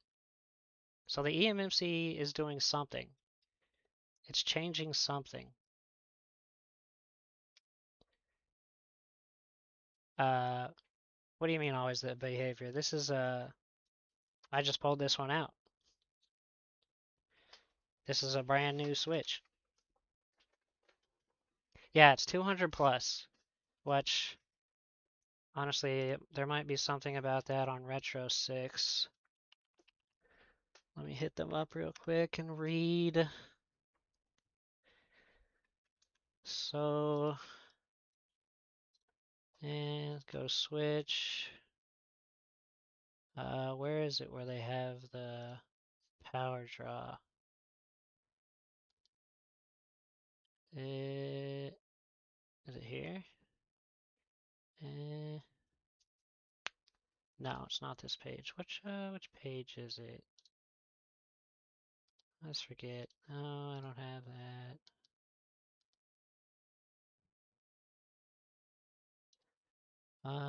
Is it dead short checks? No. First stage boot.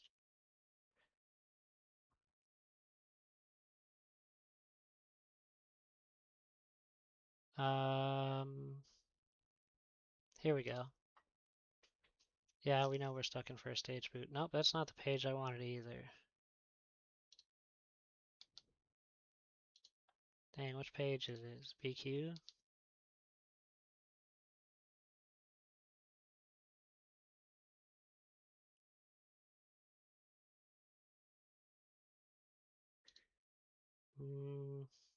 Which freaking page was it?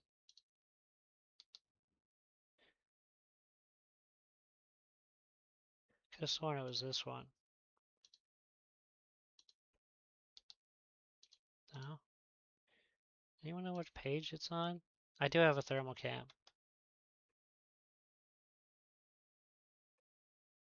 I just wanted to find on here what that power draw was typically pointing to, but... Oh wait, right here. Aha!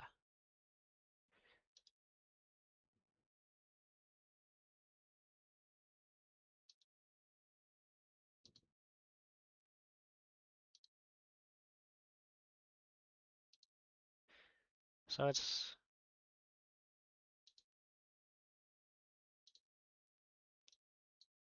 it was pulling 220 with the eMMC, right? So it could be that, and this is also an eMMC issue, right? So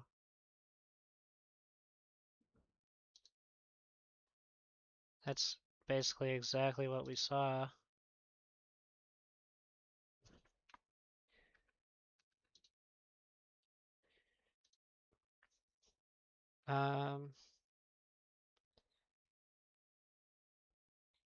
Yeah, it was pulling, what was it, 220 or so with the eMMC in,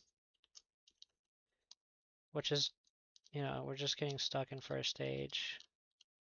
Which, honestly, with the way the eMMC was, makes me immediately go, okay, I think we might have an eMMC issue.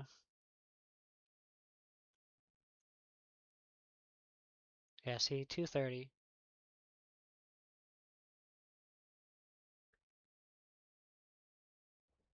Which is just right in line with what Retro 6 said. So I think what I do need to do, I want to think eMMC first.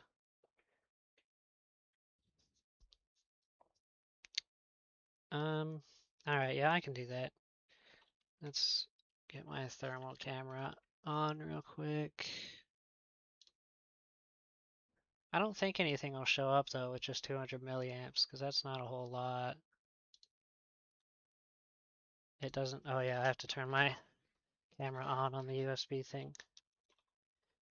There we go. It's not on yet, don't worry, I haven't forgotten to switch scenes.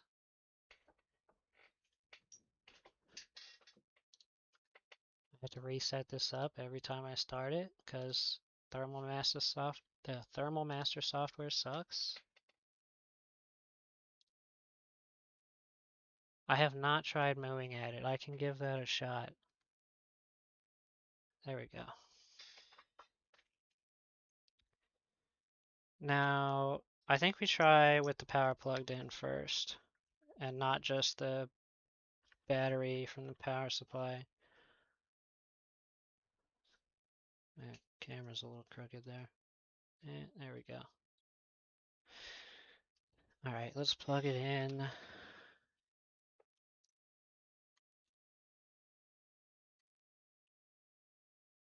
Oh, did you see that? I think you guys were onto something. Look at that. I think you were onto something with that flash. Look. Oh yeah, that is definitely the problem. Holy crap. That M92 is lighting up. All right, Devil, I gotta give you that one. And Squish, I gotta give that one to you guys.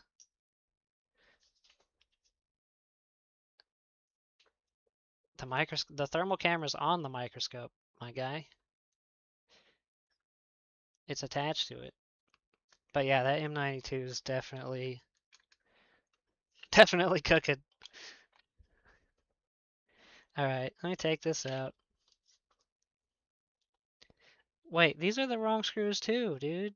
Man, whoever was working on this one, whoever modded it or unmodded it, they had all the wrong screws. These are either the screws that go here, which there is a screw missing there, and I wouldn't be surprised if that screw is missing there too. Okay, my magnets just came off.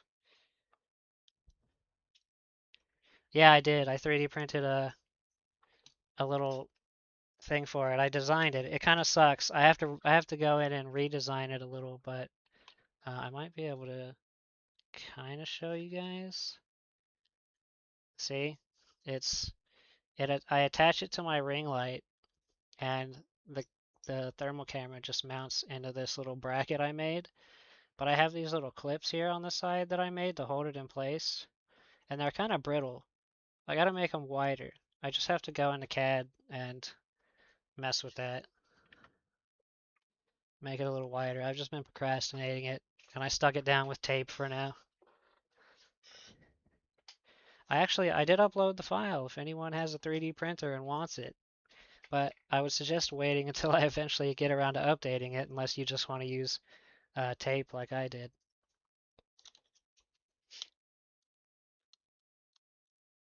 All right, come on, get out of there. Oh yeah, let me plug in this other switch again, because I wanted it to charge. Yeah, I got the idea from, so originally I saw um, Electronics Repair School, I think is his channel, right? Soren. I saw that he had his mounted to his microscope, and he was using like a little bracket that he attached it with. So I initially printed out just a little bracket. I don't know if I still have it. But my first idea was just a little bracket that I zip tied it to, but then it wasn't at a tilt, so I couldn't really see under my microscope, and so I redesigned it and I rotated it so that it could kind of tilt and then see right where my microscope is looking at, and it's way better now. And I got the idea for the tilt from, I was looking at Parts People. Yeah, his stream. And I kind of caught a glimpse of how he was mounting his onto his microscope. And I was like, I can make something similar to that. So I just kind of threw something together in CAD real quick, which I'm not very good at, by the way. I'm not really great at CAD, but I was at least good enough to be able to throw something like that together, because it's like a pretty simple little mount to make, right? This is the wrong screw too. Dude, I love my 3D printer. I initially started 3D printing like 5 years ago with an Ender 3. Those were like those were the shit. I'm using Fusion 360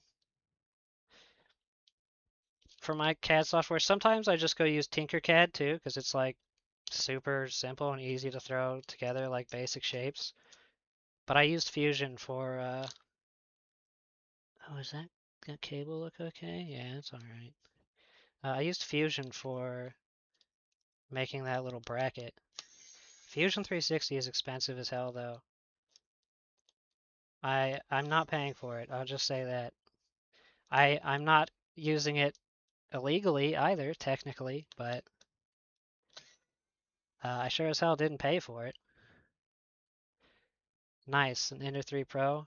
Oh yeah, I kind of lost my train of thought there, didn't I? So I had an Ender 3, and I used that for a long time, and eventually I got tired of working on it because every time I wanted to print something, I would have to go and like recalibrate the damn thing, because I modded the shit out of it. I swapped out the motherboard in it, and I modified like the rails and a whole lot of other stuff. And I was tired of constantly having to calibrate the thing because, you know, you use it a few times and then it's like, okay, well, it's slightly off perfect now. And so I wanted a printer that was low maintenance after having the Ender 3. So I bought a Bamboo Lab. I bought a P1S. And, you know, aside from the whole Bamboo Lab issues with their firmware update and blocking you from using like Orca Slicer, for example, which is my favorite slicer to use as well. Um, so it sucks. I am a little limited on the Bamboo Lab printer now. I can only use it in a local area network mode. Although they did, I don't know if you guys know at all about like uh, the Orca Slicer dev came out with a version of Orca Slicer that actually restored online function, and Bamboo Lab had sent them a cease and desist, and so now Louis Rossman and a bunch of other people are. Hey, this rail's been replaced before. So they are teaming up now to take on Bamboo Lab, and they all forked the code. Well, yeah, of course you guys all know Louis Rossman, but I wasn't sure if you were following the whole Bamboo Lab situation. um, so yeah, they're forking the code so that Bamboo Lab, they can't take all of it down. They can't force. There's hundreds of people hosting that code now. And they're all siding with the Orca Slicer dev, which is pretty sweet. I mean, I would love to, have my online functionality back, and Bamboo Labs is like, oh, well, it leaves you open to vulnerabilities. Eh, it's like, dude, who cares? If I want a vulnerability, that's on me, dude. I'll take the risk. It's not your call. I paid for the damn thing. I want to get the full functionality out of it. And I don't want to use Bamboo Lab Slicer. I mean, it's not that their slicer's bad. It's honestly a good slicer. It's just Orca Slicer's better. That speaker was barely even plugged in.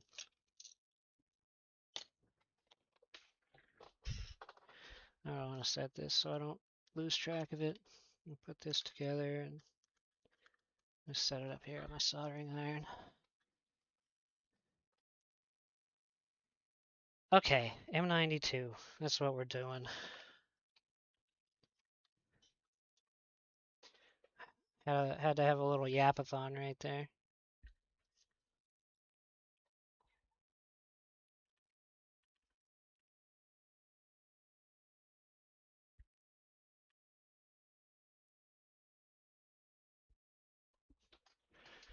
Alright, let me switch. There you go. Pull out my extra chips.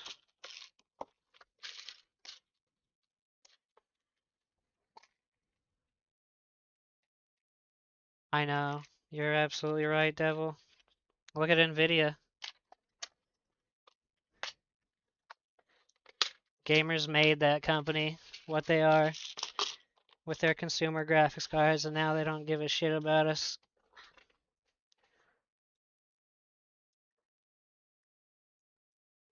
Let me put this in the board holder because I hate when the silicone mat bubbles up.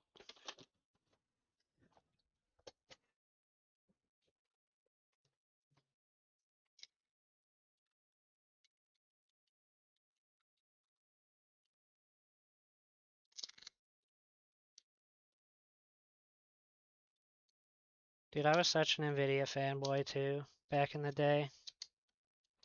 It's a shame. I've always had Nvidia cards. I've only ever owned a single AMD card, and granted, it was awesome. I had an RX 580, and dude, that was a fucking awesome graphics card for the price. Let me tell you, I actually used it for crypto mining for a while too. Yeah, I was a crypto miner. I mined Ethereum. That's how I paid off my graphics card, dude. I bought a 3080, and then I just mined the money for it. I got it. Just mined Ethereum till it was paid off. That camera still looks a little blurry. Oh no, I guess that's fine, eh?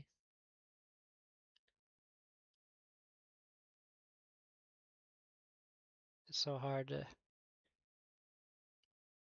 just trying to get this right. There we go. That looks good. I want to get a new camera for my microscope eventually. I'm just using a 1080p one. Yeah, I know. All their money is AI. They're not even putting out a, what do you call it? I don't know the terms, but they're no longer including the consumer graphics cards as like a separate thing when they're reporting their income or something like that, or I don't remember. Gamers Nexus was talking about it.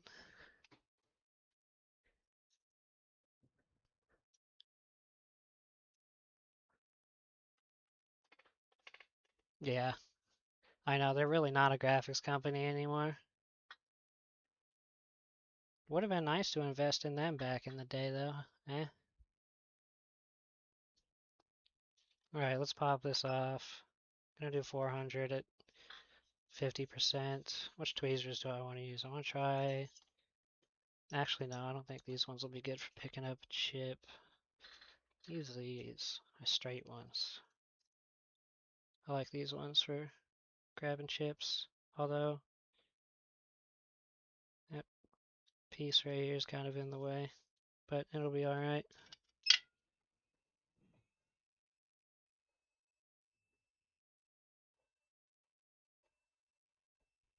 You know what? Where's that heat shield? Just gonna cover the RAM. Man, this thing's kind of bent.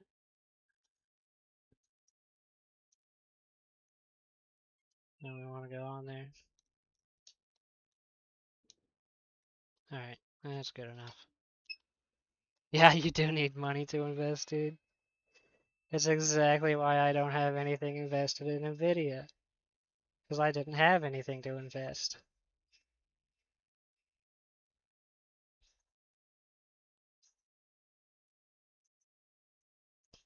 It's like that. What did Jensen say just recently? He was like, "Oh yeah, AI is great. It's gonna help everyone. It just happens that you need to have $1 billion." And it's like, oh okay.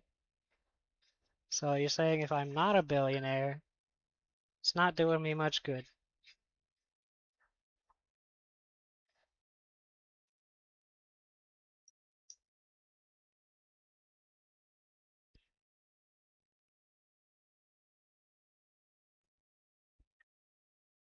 Yep, the rich get richer, dude.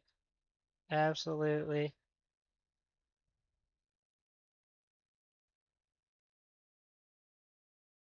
No, that's still on there.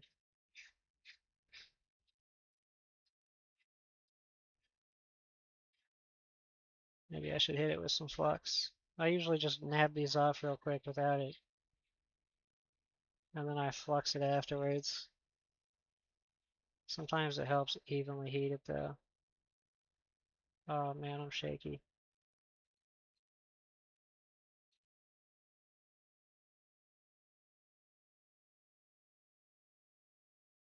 There we go. Made a little bit of a mess there.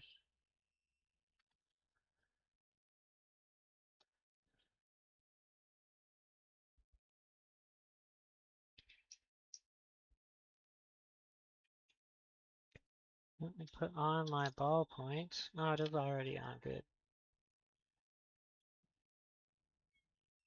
I know, right? They need us poor people. Is there a smudge on my microscope? On the bottom left? Seems kind of smudged. Maybe on my lens or something. I have to clean that.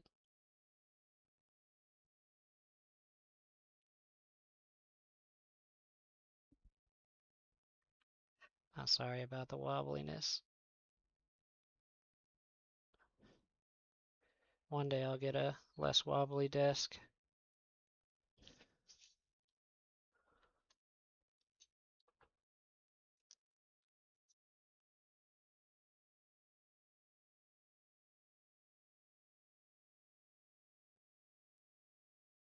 I could honestly just replant it with this solder. It left like the majority of it on there.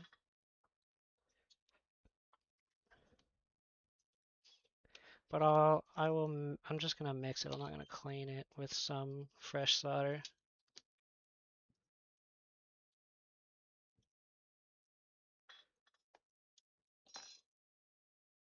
This is gonna be so fun to get on.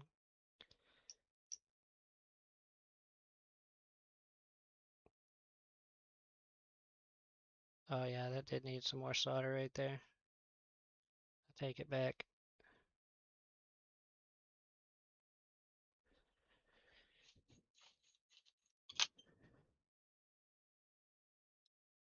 I'm gonna get that off the middle and just add a little so it melts at the same time. I'm gonna turn up my temp to 420 because this is a ground plane and it takes forever to wick and heat up. Even that's not hot enough. I know, it's weird. I have I have an easier time with the frickin' uh reballing and putting the chips on than I do with QFN chips. I think I just soldered that onto there.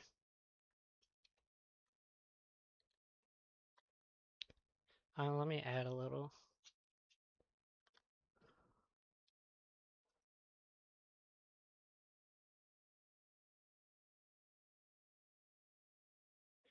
And then we'll take some off.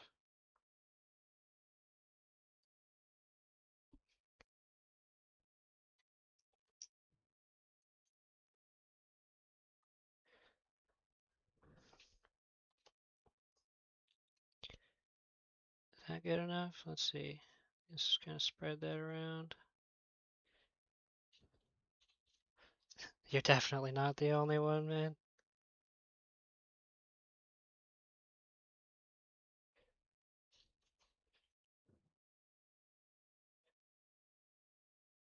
Just a teeny bit. Ah, that was too much. That was too much.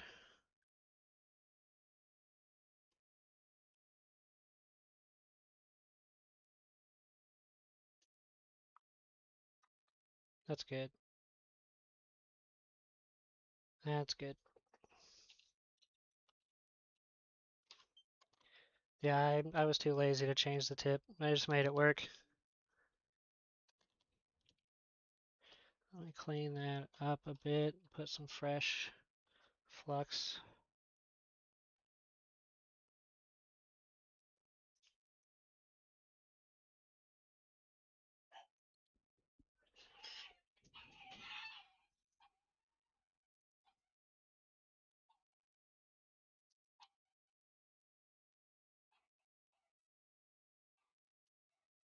Alright.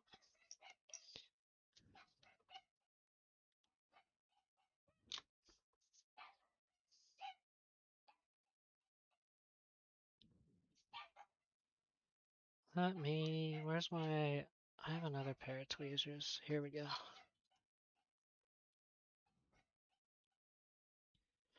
And it goes that way. I like to just set them there first. That way I don't have to worry about positioning it after I drop it on, when I have the hot air on it.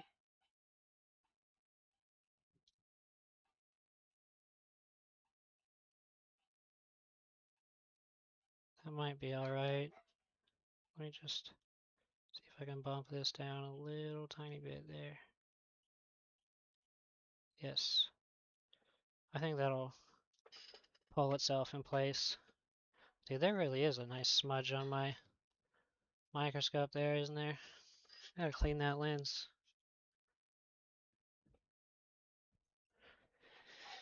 Alright.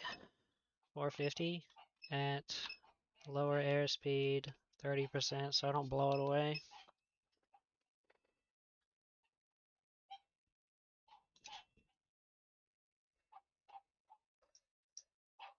Uh-oh. Moved a little. Yeah, it's still walking. It's still walking at 30. Going down a little.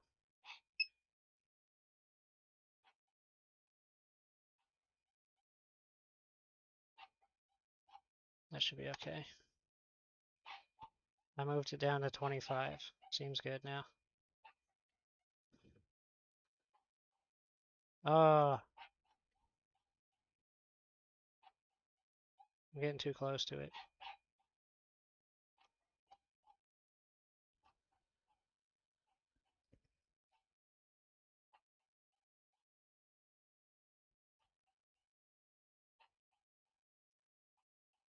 Okay, now it's not moving. Now we're good. I think there was also some flux flowing out from under it, which was causing it to move.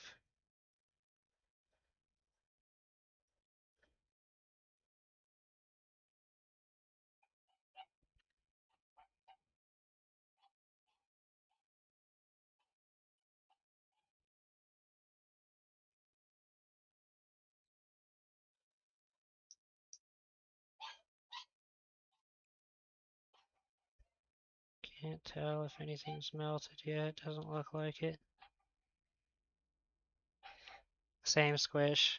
Sometimes I don't press them down. I've gotten them to work just fine before without pressing them down, but now when I do the squish sometimes now if I feel like it's not sitting well, and I just put my tweezers on it and get into position before I actually squish it with heat.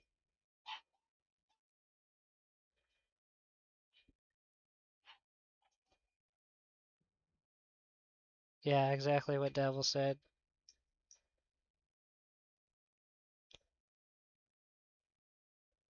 I feel like I need more airspeed because it hasn't melted yet. 25 is a little too low.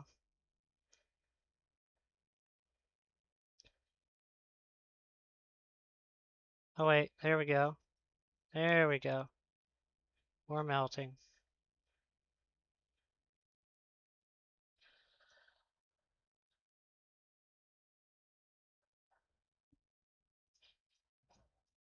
I think we're good. I just want to go a little more just to make sure that ground plane is melted too. Okay, I'll let it cool a little. Put my tweezers on it. Okay, we're good.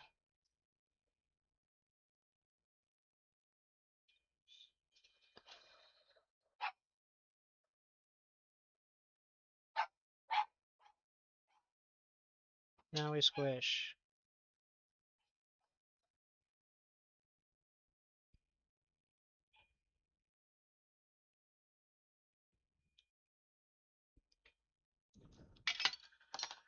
That should be good.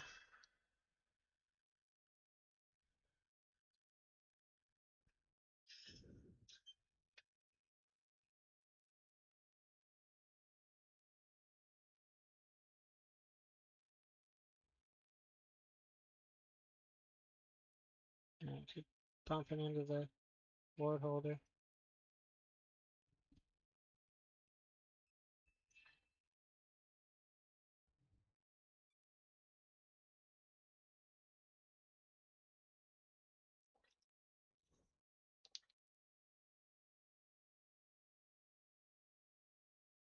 Alright. There's a little bit of a blob right there. Oop. There. Oh, oh, now it's there. Oh. Okay, whatever, fine. You just do what you want, little blob. I'm putting my knife tip back on.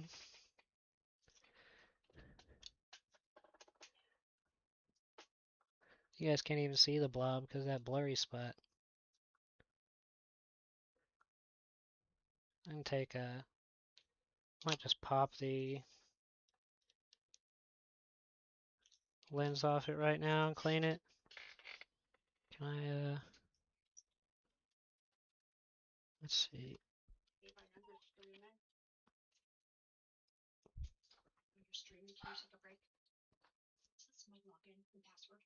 Uh, actually, I gotta be right back. I'll be back in a little bit.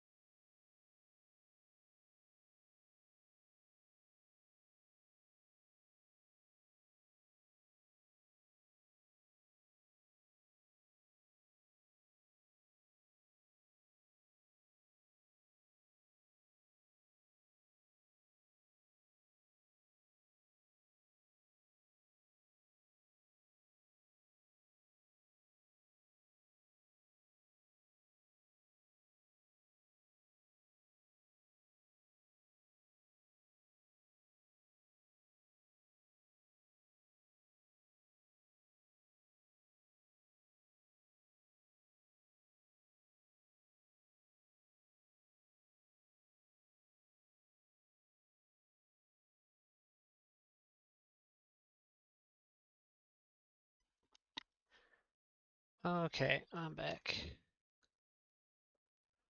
Oh yeah, I was gonna look at the lens on this, see if I could. Can I just get this off without taking my light off? Yes, I can. Look at this lens. Could be that flux smoke got up onto it.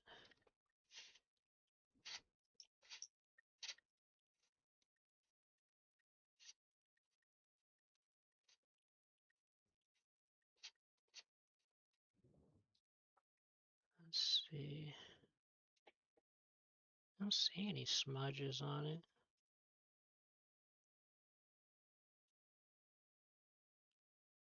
Let me give it a clean anyway. Thank you.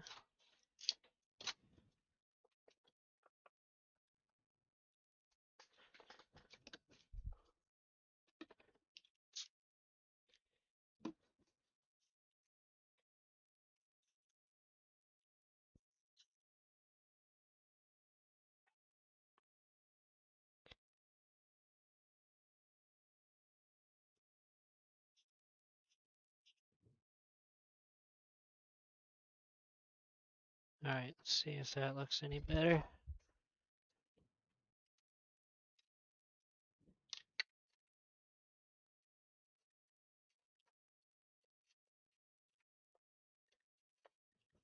Might be a little bit of a pain in the butt to get this back on.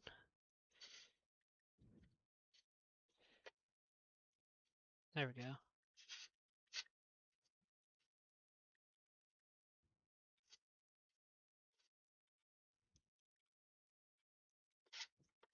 Man, you gotta screw this thing a million times. There. Does that look any different? Let's see.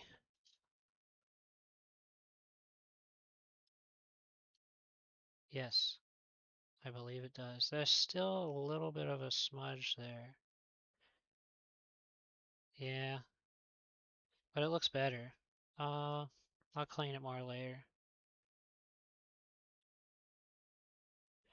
Alright, let's give this a test. Let me clean up some of this flux. Black Horse Repair Flux. This is RA. I would recommend it. It's been my favorite so far. I would say it's like my favorite fluxes. Some of them have different uses, right? I use the nano flux when I need like a nice clear flux, or if I'm doing like a trace repair, or if I just feel like I don't need an expensive flux. Like I can just do this with like, some cheap flux. That's when I use the nano. Hey, why did this other switch stop charging? I wonder if it's fully charged.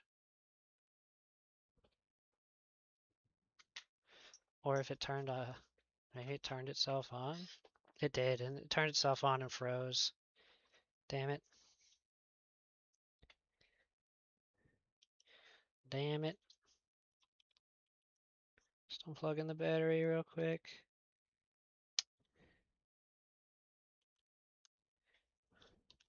Okay, don't turn yourself on. It's probably going to do it again. I think I'm just going to have to hard reset it. Maybe. Yeah, I'm just going to have to hard reset it so it stays off.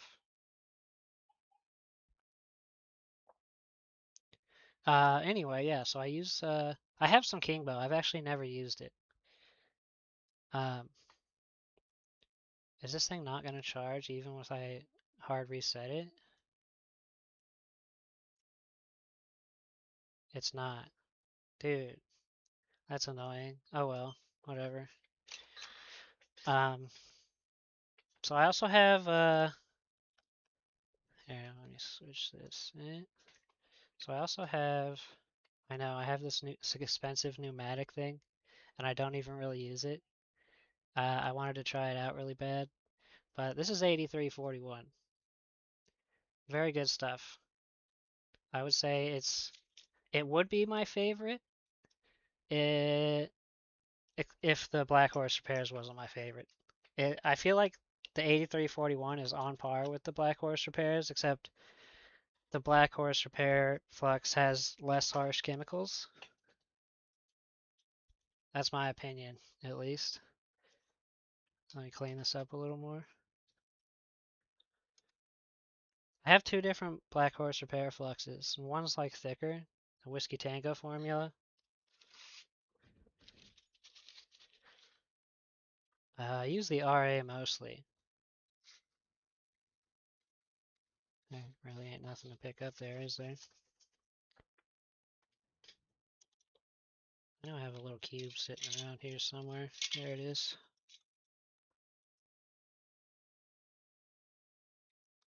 Oh yeah, that is MG Chemicals, isn't it? Yeah, dude. I used the 8341 solely for like a long time.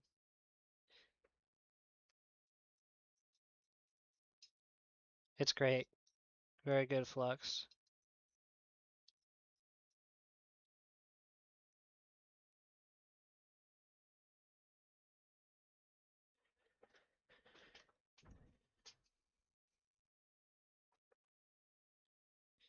Alright. Blow that dry real quick. Hopefully my air compressor doesn't turn on. Was it loud? It did not turn on. We're good. Alright.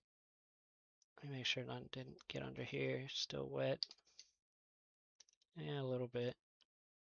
We can take that off anyway. It ain't doing nothing. Fair enough. The only reason I looked at alternatives is because that 8341 right there is like 5 years old. Because I wasn't doing like a lot of soldering, really. I was only occasionally soldering. It was the very first flux I bought, recommended by Louis Rossmann.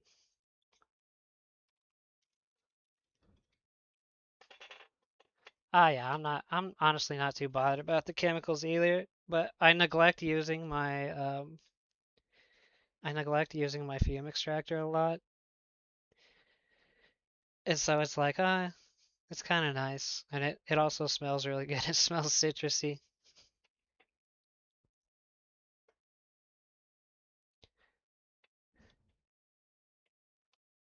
All right.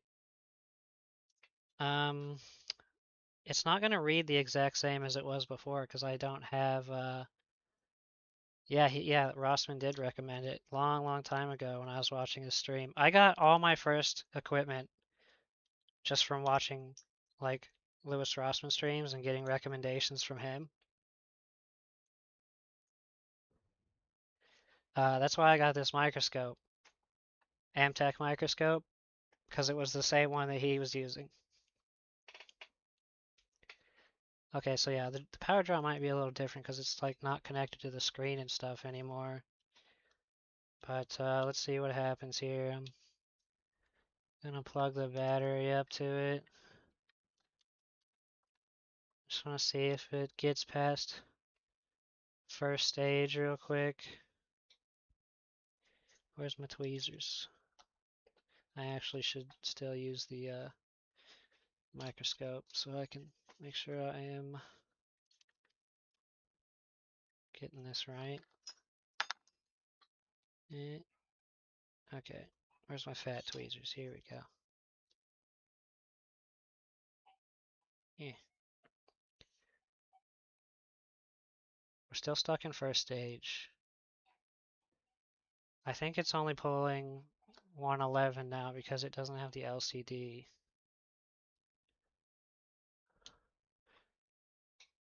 Yeah, the Amtech was expensive. Let me tell you, I paid almost $1,000 for the microscope and the stand it came with and everything. Let me take this out. I want to just slap this in the board and see if the power draw is the same. Oh, there we go. I just need to move that. Or if anything's changed. I also want to see if that M92's lighting up at all still.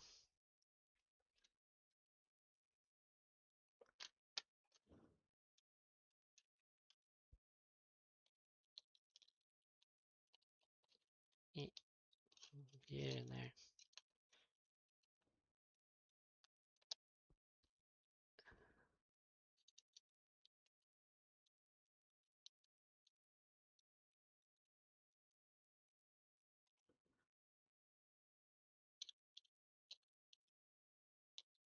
All right. Let's just plug in LCD backlight power button for convenience.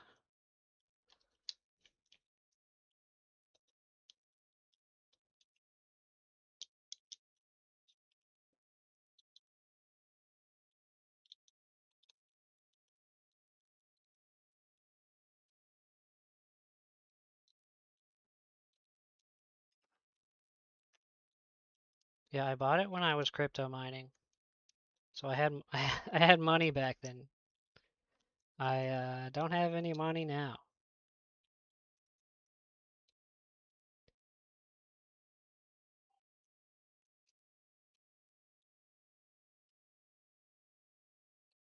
Otherwise, I probably would have gone with a different one.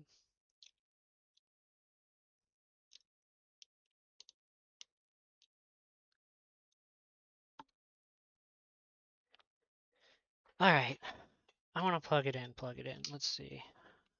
Does it?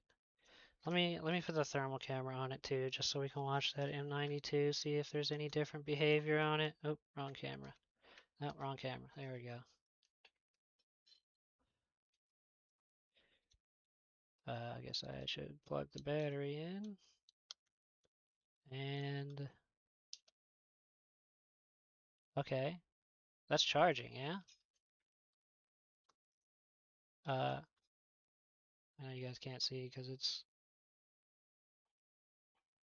no battery symbol yet.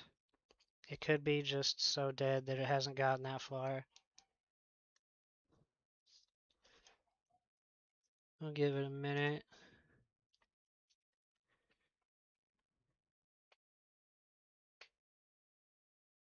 Let me make sure the battery's charging.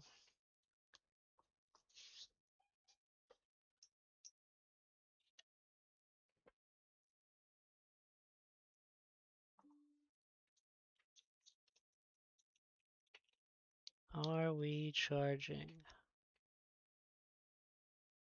We sure are. And it's dead. Very dead. So that's probably why we don't have a battery symbol. Just let it charge up a bit. Guess we can power this one on and see what the heck's going on with it. Should power off battery.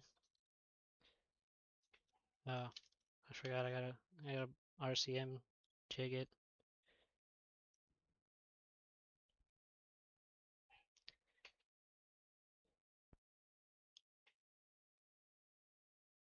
It's gonna freeze here. Interesting. Didn't think it freezed on 5 volts. Froze on 5 volts, not freezed.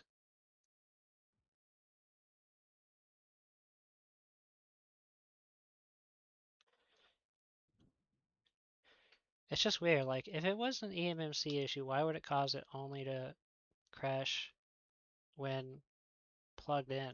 I feel like it wouldn't work off battery either, because either way, plugged in or battery, it would still access the eMMC the same way, no?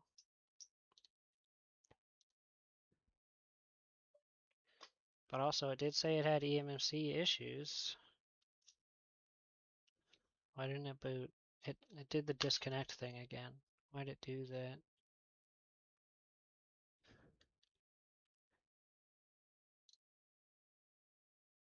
There we go.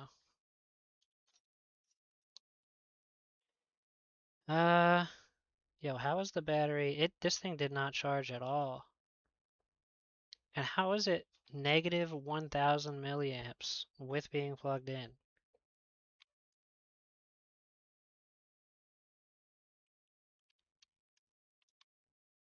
I think I'm gonna have to charge it while it's on. Wait, it's not charging at all right now. It's not pulling anything from the computer.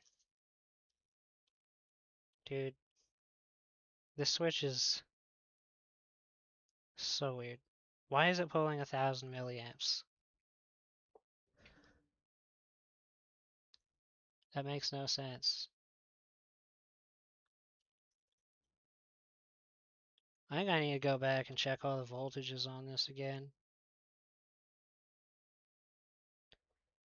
It almost feels like it's leaking voltage somewhere or something. I don't know.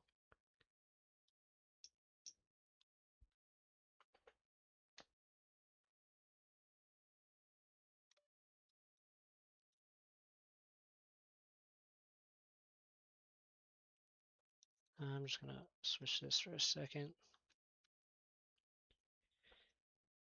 Yeah, it's not charging at all.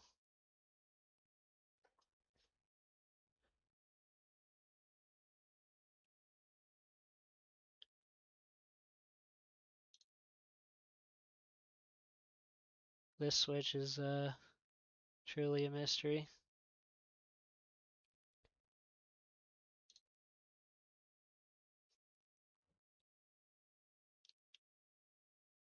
Now it's not doing anything.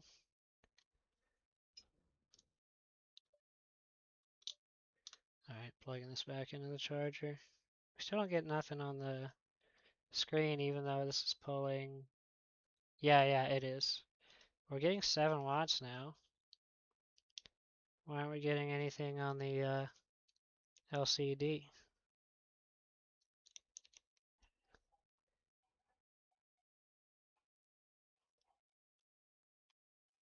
Yeah, this is the one that I replaced the Max. We replaced the M92 5 times. It's the one that you were emotionally invested into that was working suddenly when we took the mod chip off.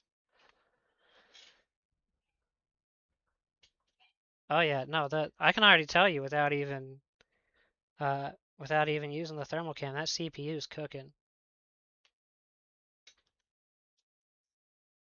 The APU, I mean.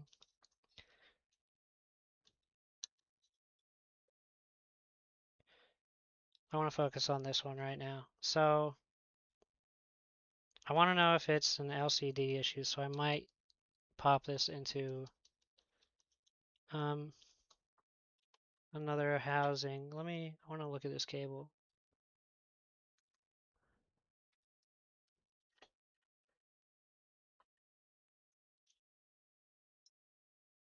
There's a scratch on it, but it doesn't look deep enough to like affect anything.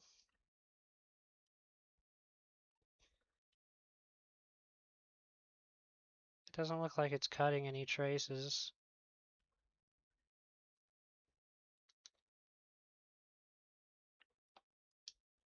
Now what happens if I just press power? There's no change, still 7 watts.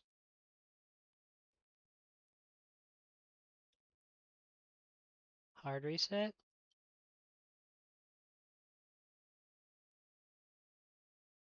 So I don't think it's the LCD because it would be, well, would it be pulling more watts? Because it's not powering the LCD. I just press power, no change.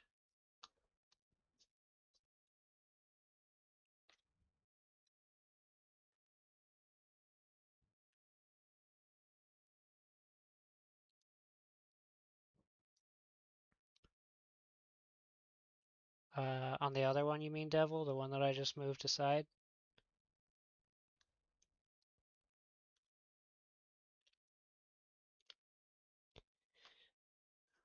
Does this boot? What do I get when I plug the power supply into this one? Will it boot?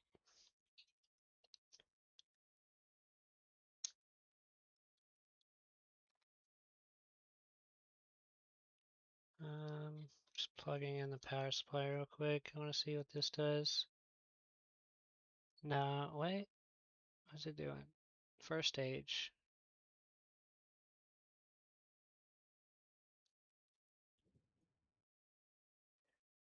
Hanging lower than it was before, though.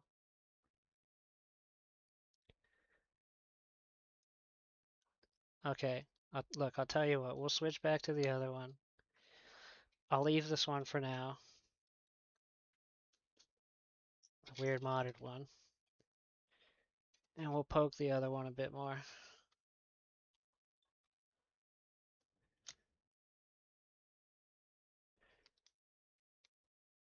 Let me just pop this off.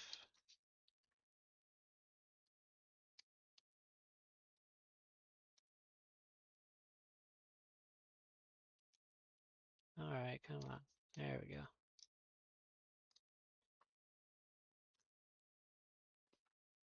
I'm not even going to take the thermal paste off. I don't think I have to, because you'll probably see it light up either way.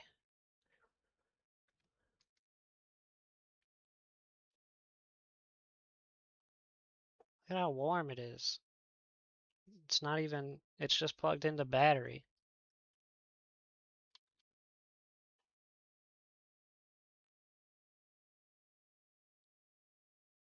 That's way too hot.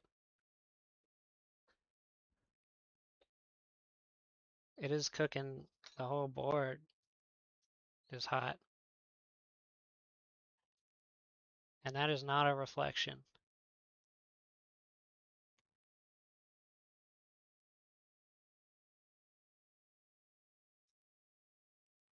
Let me plug the battery back in and plug it into actual power again. Look how warm that thing is. It's not the microscope. The light's completely off right now. There. See?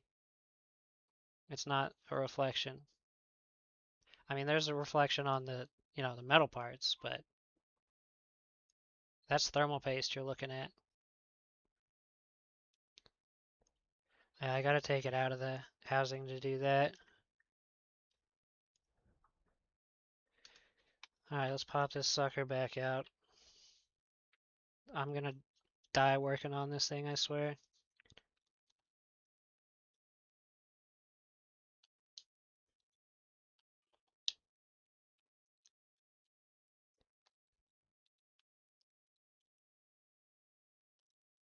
Dang, I'm gonna have to clean the thermal paste, because otherwise I'm gonna get it everywhere.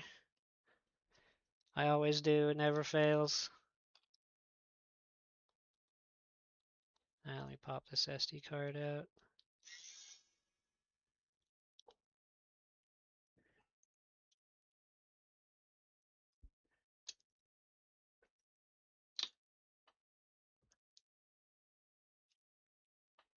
I mean, I want to figure it out, because this one has bothered me for so long.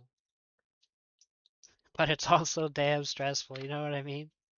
I know, right? Definitely farming my XP on this thing.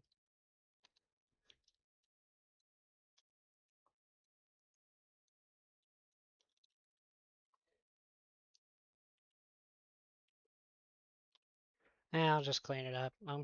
Trust me, dude, if I don't clean this up, I'm gonna get it everywhere. It literally never fails. Every time I'm like, okay, I'll just be careful, and I will not make a mess of it. I somehow make a massive mess of it still.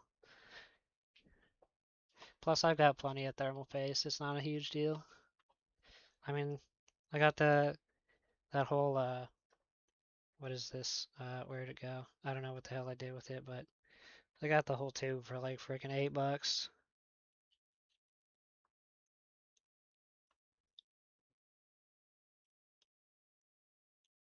They're pretty cheap on Amazon. It's the Arctic M4, I think.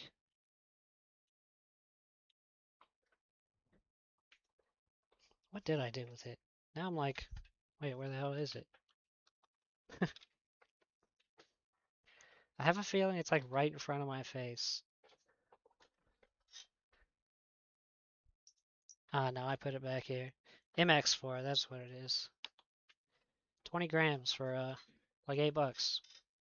It's good stuff too. I actually used this on my computers for a long time.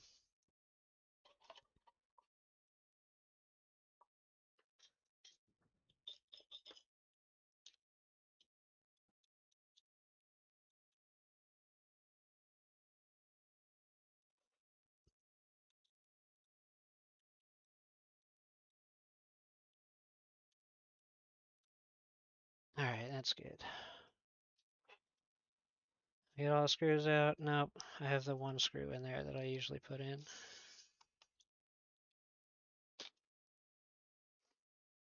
All right, start popping stuff off of this.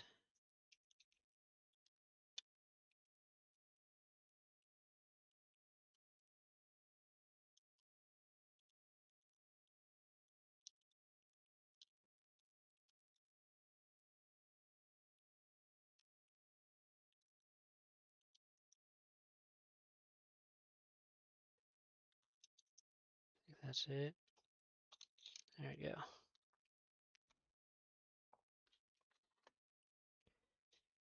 All right.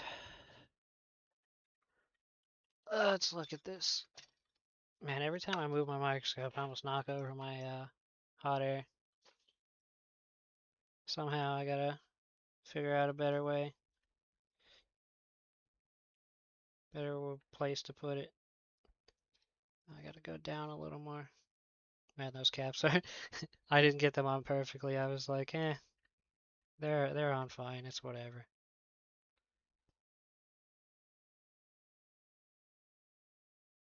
Okay. All right. Let me switch to thermal camera. Now we're getting a reflection.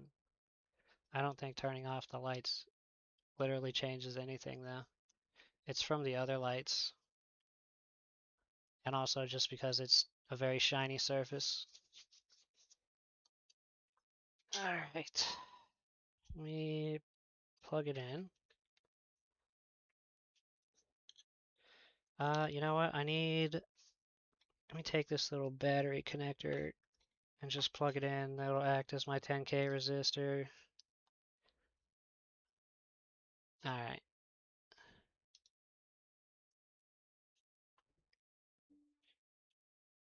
I'm gonna turn this back on since it really don't make a difference.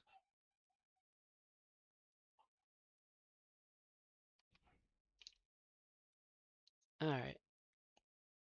Man, I swear my thermal camera, like the image moves just a little bit every time. Now it has that black bar on the bottom. It's so weird. Yeah, there's just nothing there. What the heck? Wait. Yeah, it's just gray there. Oh well, whatever. All right, plugging it in. Ooh, did you see that? That was right there. Wait. Oh, that's never mind. That's just a reflection. Okay, look at that. Hold on. Ready?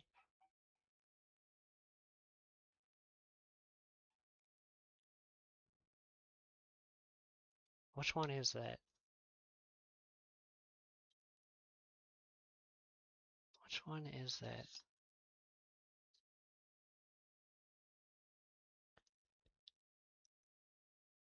Is that the first one?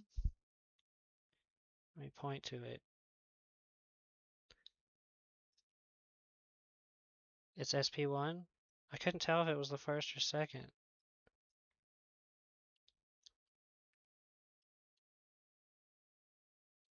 Damn it, come on. I'm just gonna point to it real quick so I can confirm. Right there. Okay, yep, it is the first one.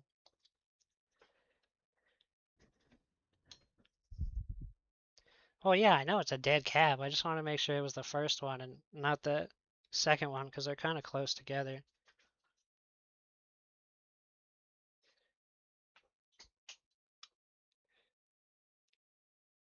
I don't know, so I can check the diode, but I have no idea what the reading is supposed to be on the CPU caps. I mean, I guess it shouldn't be, we know it shouldn't be like mega high, right? That's, yeah, that's a short.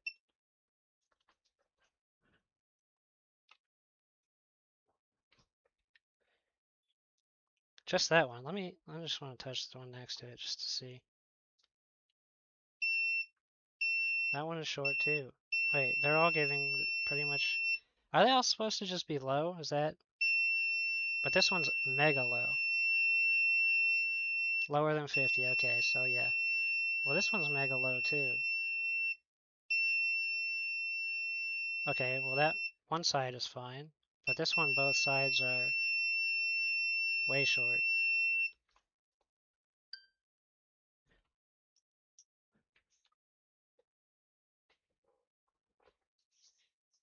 What is the reason? What do you mean? Let me see. Is this the same CPU? No, that one's different. I'm in diode mode. What you talking about? Yeah, I know it's dead. Is this the same? I think so. CPU 10, CPU 20, they're essentially the same. I'll just pop this one off. Oh, okay. Yeah, I see what you're saying. All right. Oop, wrong one. This one. Steal the cap off of this one.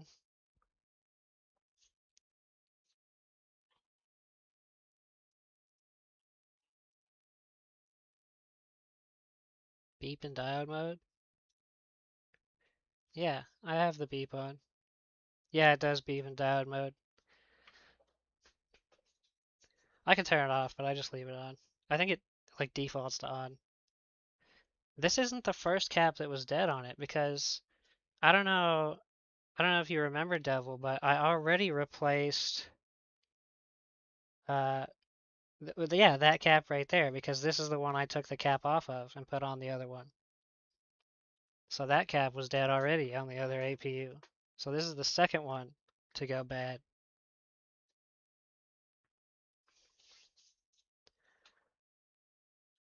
I think I'm not gonna use hot air. I'm just gonna try and scoop it off with my knife.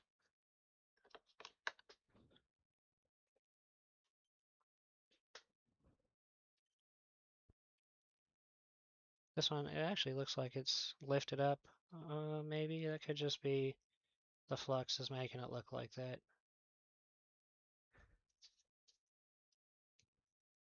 Well, this is the one I'm taking the cap from.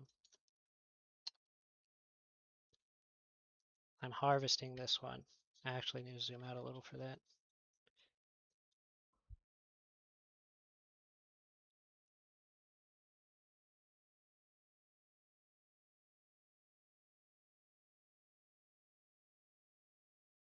Alright, get off of there, little bastard.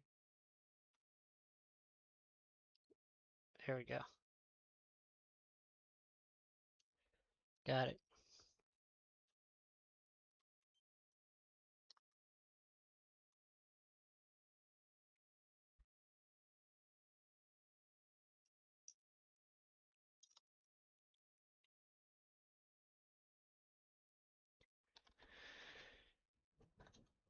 Alright, let's get this one off.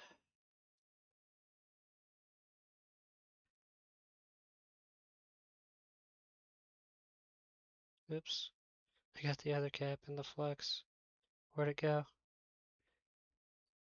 There it is. Stuck on this side.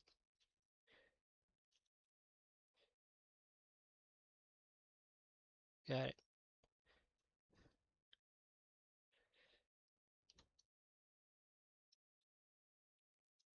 Alright, let's get this off.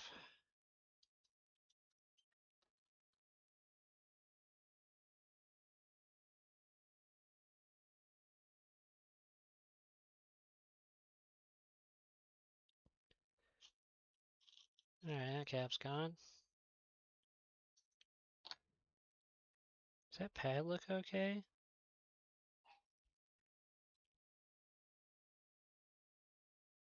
Maybe. Well, I guess we'll find out when I add a little solder to it.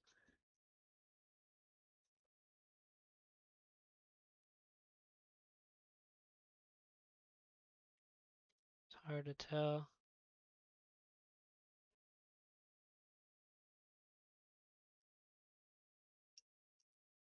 Almost looks like there's pad could be separated or something. You see?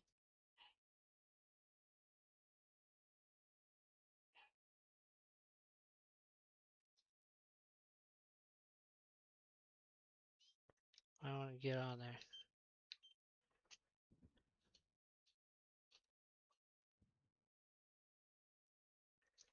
Here.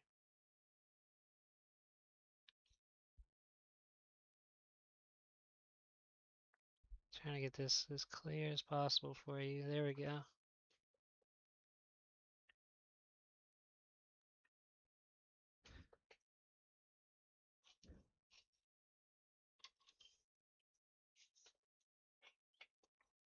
Okay, I can do that.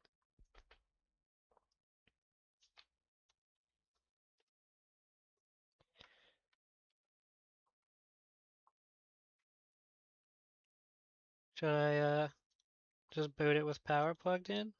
Huh? Instead of from the battery connector? I'll just plug in the USB-C. Here, let me zoom back out.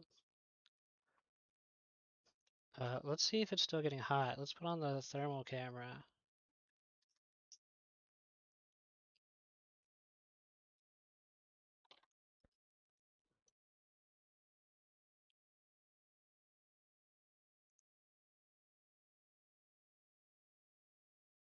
It draws nothing.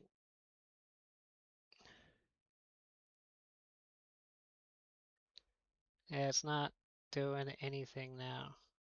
It could be hanging.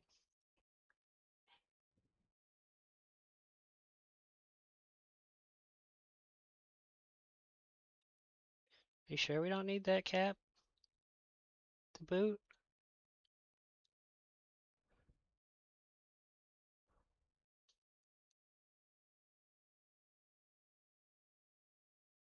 It shouldn't crash like that. It seems like it's trying to start, but still not starting. I mean, it's not getting hot anymore. But yeah, when I try to short it, nothing happens. And that's just a reflection, by the way. Should we put this new cap on it and see if we get the same behavior as before?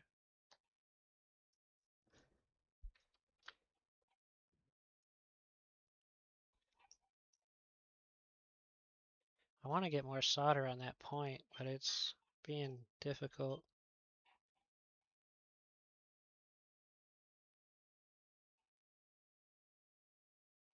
See, it definitely is. That point's tore up.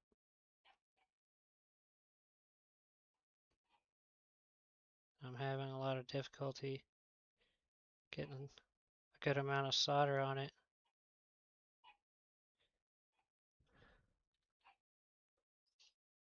Yeah, very, very low pull.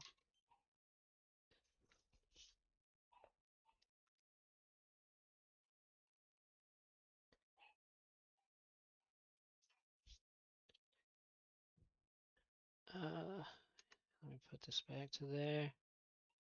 So, yeah, here's what I'm looking at.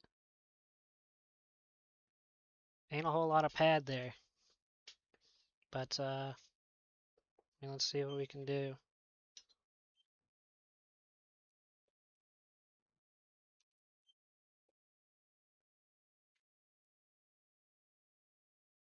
You want me to clean it? I'm afraid if I clean it that there will be nothing left to attach to.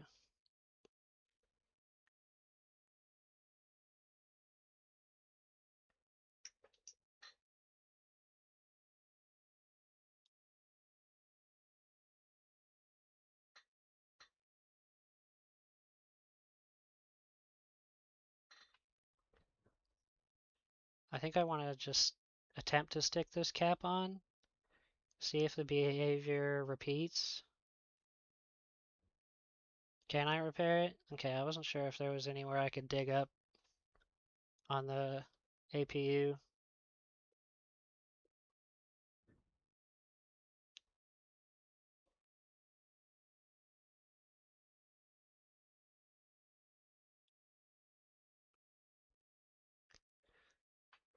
Yeah, I think I'm gonna do that, Squish. I just wanna see what happens. Let me use my other tweezers. I'm gonna try and attach it to that top first.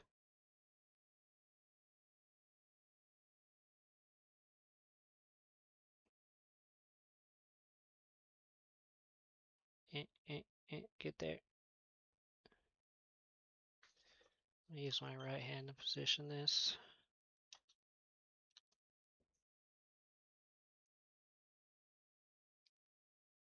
I don't know, maybe I should stick it to the bottom first.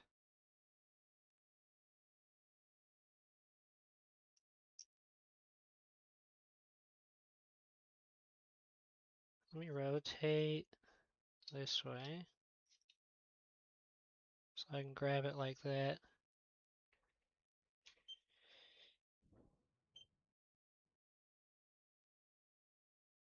Oops.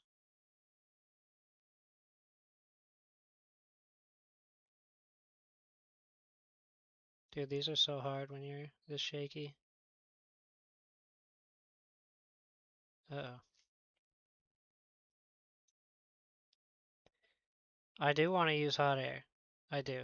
I just want to stick it to at least one side, I think, first, so I don't blow it away. See if I can push this down.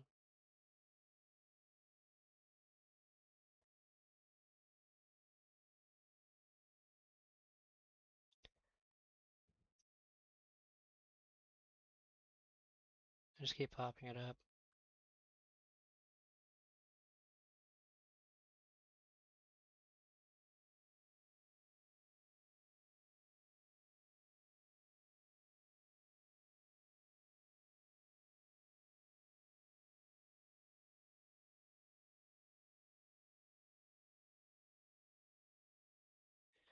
Okay, yeah, I'm not going to be able to get that. Let me just put it there as close as I can. That's good.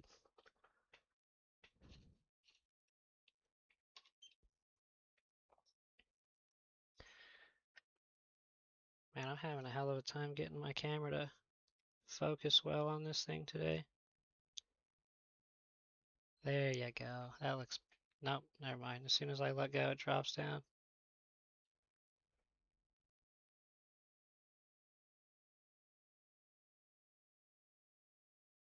There. Okay, that looks better. Now you guys can see a little clearer.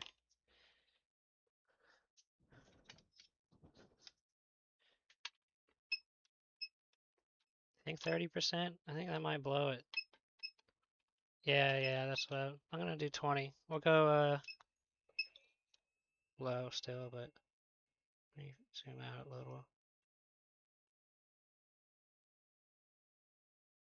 Oh, we're moving. That might be okay though. I don't think that matters because it's still touching. Ah, dang, it flipped over.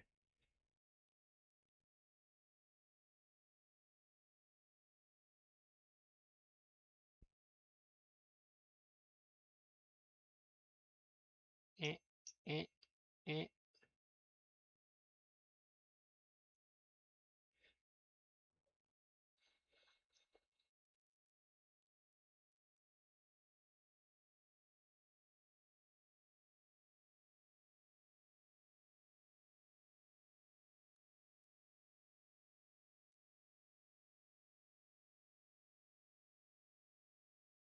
Go home, Cap.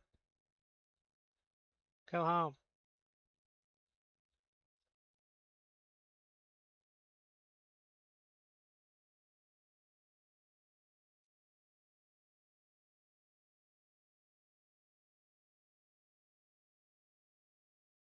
And there it goes.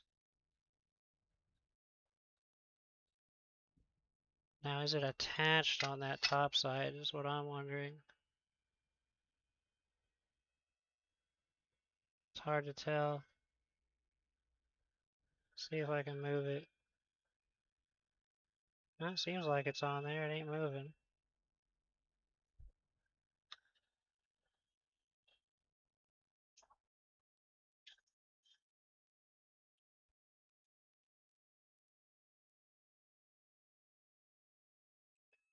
Could always add a little solder now.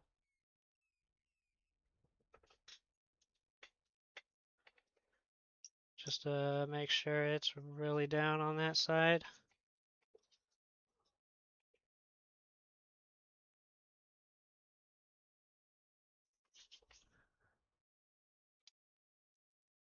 Put a little drop of some thicker stuff. Yeah, I'll check it in just a second. I just want to touch that side up a little.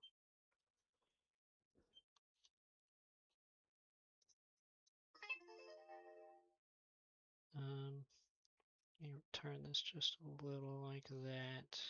Perfect.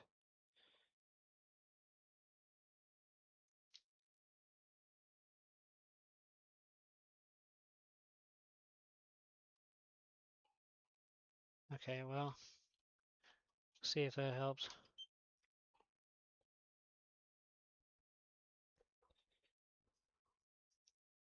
Do the diode readings first. Still short on that side. Still short. Yep, still short.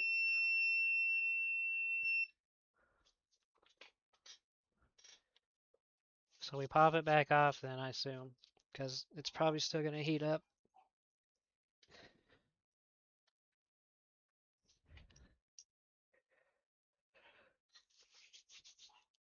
Let's take it off. I don't even want to plug it in. Or should we do it? Just for the hell of it. See that thing light up. Yeah, it's hot. I don't think it should be that low still. Alright, here, we'll plug it in. We'll do the thermal.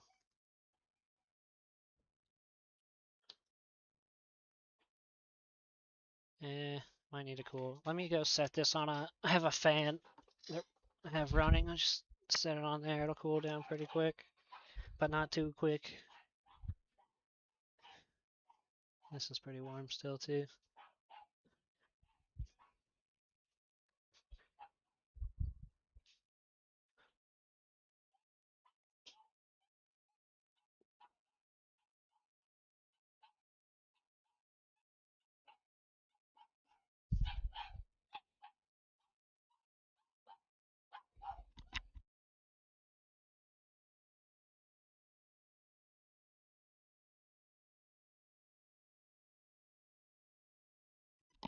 Alright, should be cool now.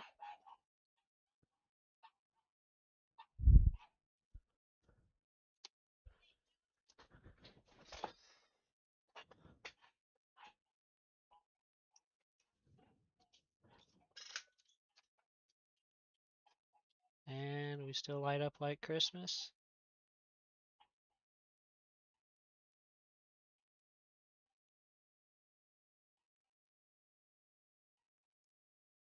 Interesting.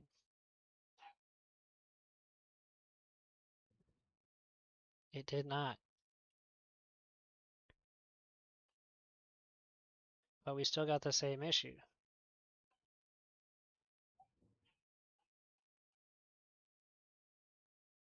What if I poke right here? Nothing. It could be it's just not connected. It could be that that one side is not connected.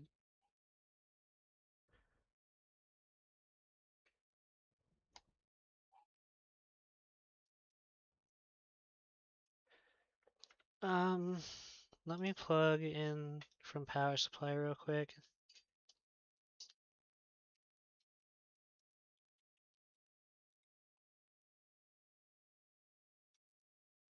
And then boot.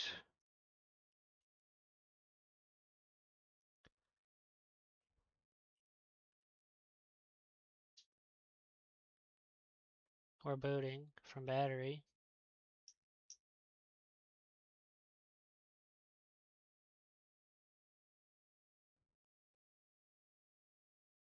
Eh, I think that's a boot. From battery, it's fine. Still, just like before.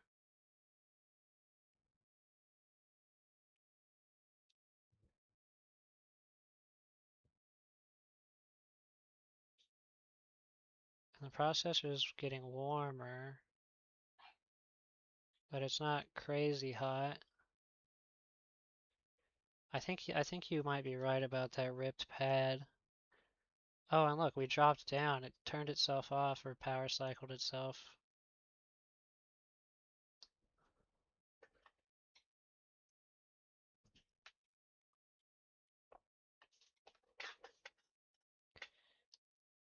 I think it's a, like you said, I think it's a ripped pad. Yeah, it's still nothing from here. It attempts to boot, doesn't make it. Alright, let's go back. Let's take this cap off. I have a feeling it's not connected.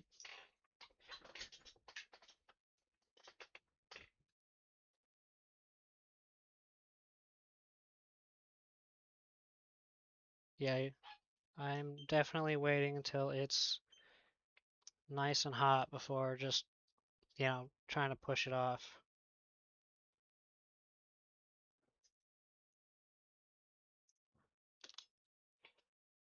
And I'm using a high temp as well. My iron's on 420.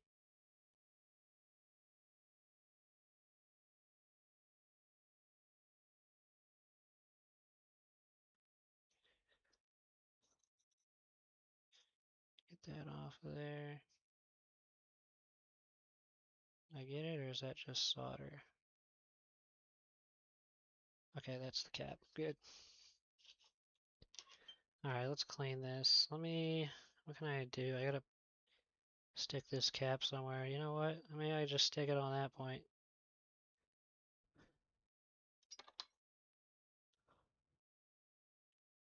Why not? If I can get this off the tweezers. Maybe I can stick it on the flux. I just don't want to lose it. There we go. Just put a little bit of, you know what? I'll just put it on the shield. I got some solder right there.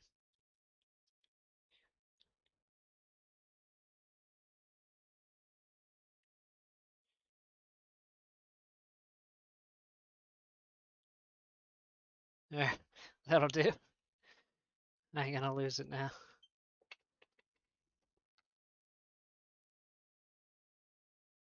Yeah, you can tell there ain't much of that pad. Where's my wick at? There it is. Gotta cut it off.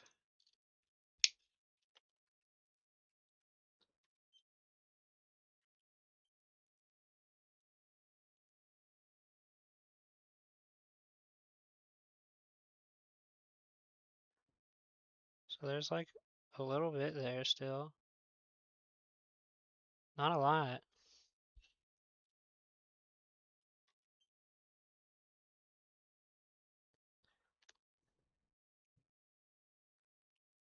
I'm curious.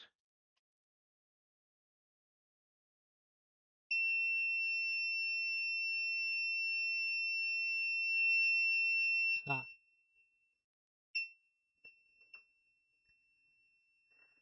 I wish I knew what those were supposed to be.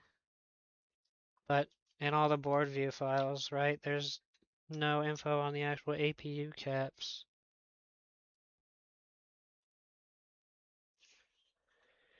What do you make of that? I just don't know if that's a normal reading. I don't know let me take, I've got several donor boards here. Hey, where's the other one that I was just using? Right here. Let me poke this one.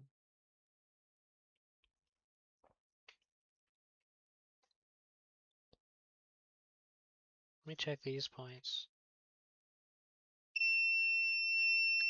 Oh yeah, see that should be higher. That one's normally low, looks like. But also there is one more cap missing from this. Let me check on another donor just to make sure that's consistent. Do I have any more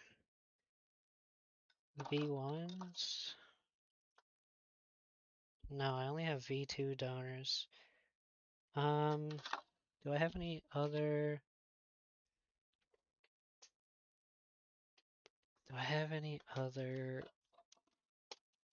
V1 boards that are working that I just don't have put away? Oh yeah, right here. I have found one.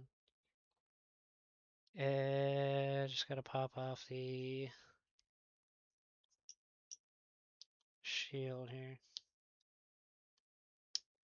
I might have to. I'm gonna have to pop the shield edge things. 0.015 is normal for that cap. Okay. Well, yeah. So that's what I got on the donor board, but that's not what I'm getting on the board that we're working on. It's low for this board.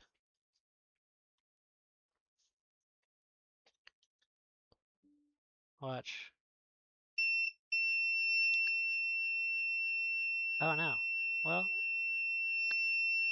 it's fluctuating. It's getting up to 0.015 occasionally. And yeah, that one's effectively the zero.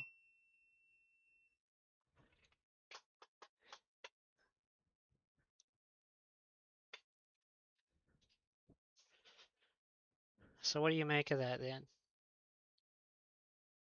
That would be normal readings, yeah? I did wick it. That is wicked. I already wicked it.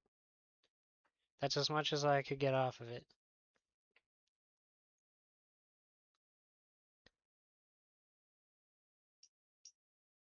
You can't really tell on the microscope or camera, but it's flat.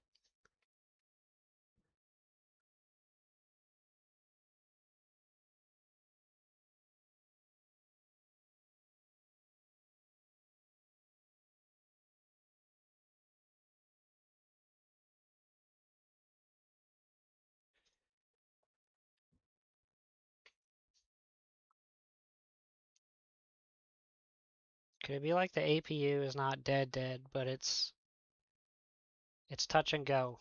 It's sometimes working, sometimes not, which almost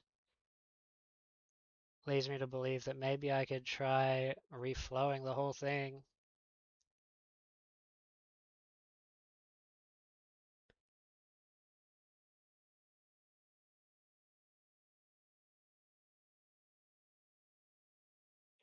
Well, yeah, because it shouldn't be jumping around that much, right? Like it should be more of a steady, should be more steady than that, right? Shouldn't be jumping around.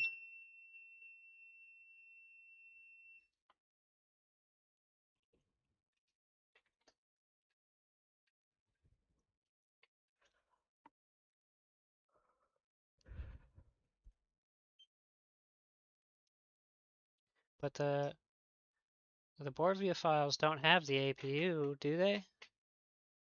I mean, they have the pins. Let's see, which one is this? This is CPU 20.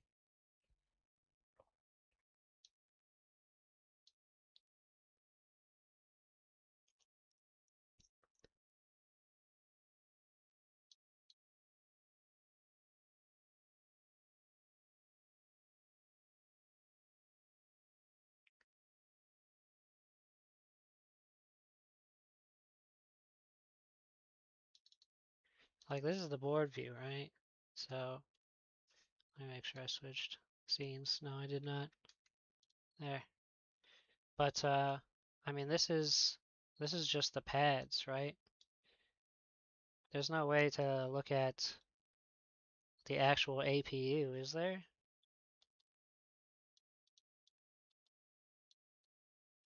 Because I don't think there is.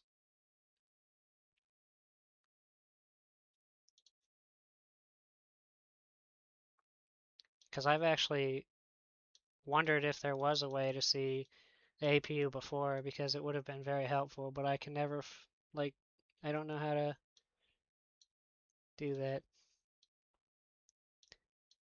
because it doesn't seem like it's in this file. Test continuity between the 2 points from, hold up, uh, from top to bottom.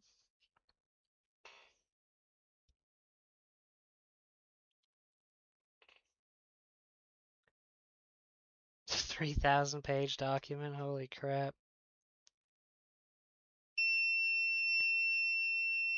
24 ohms. So there is continuity. You want me to test continuity between SP1 and SP2? There is continuity.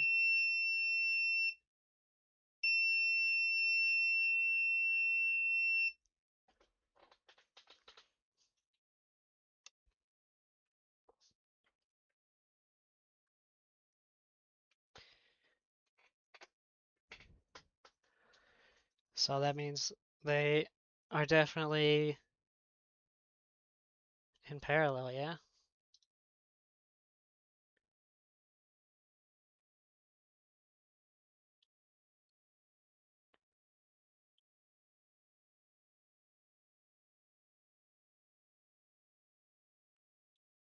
I wanna hold this CPU down with my finger while I plug this in.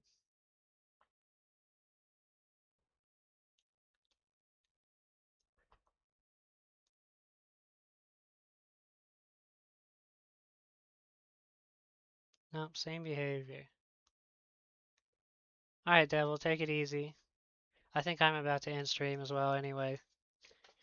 Alright, this is about the time I usually end, and so... man, this switch, dude.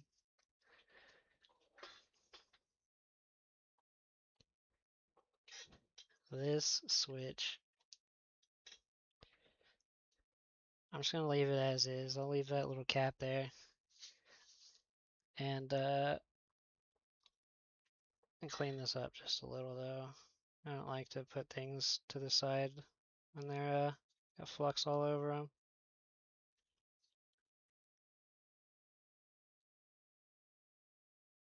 Alright, that's good enough.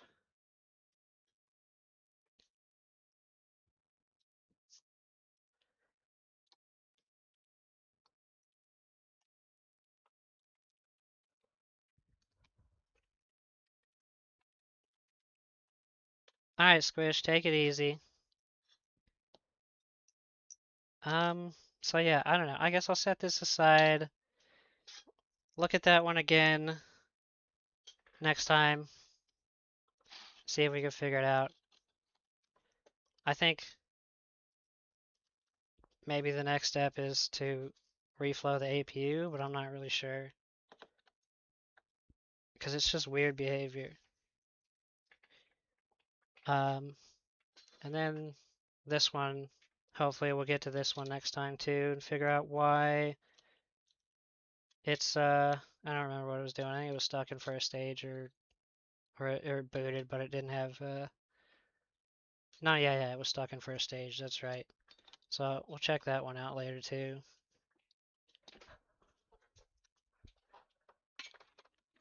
Oh man, I'm tired today for some reason.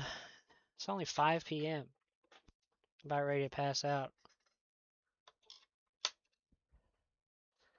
I'll clean this up some before I end stream real quick. I should get the thermal paste off of this or else I'll make a mess.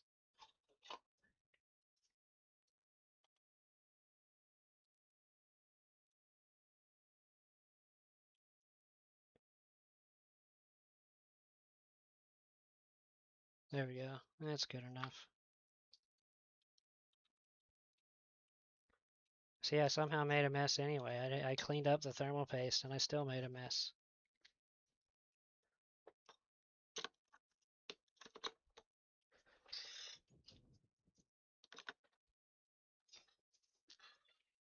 Put my tweezers away for once.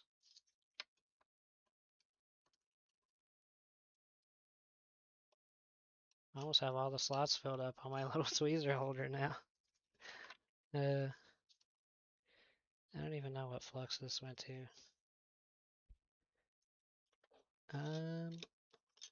Not the Whiskey Tango. Wasn't that? Oh, was this on the... No, it wasn't on there. The heck did this come from? Oh, you know what? This probably goes on the alcohol. I don't know. Who knows?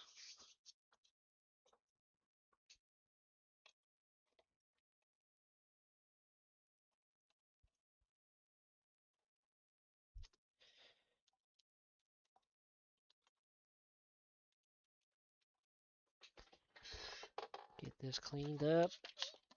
This is now a cleaning stream. Ooh, I lost my voice for a second there. It's now a cleaning stream.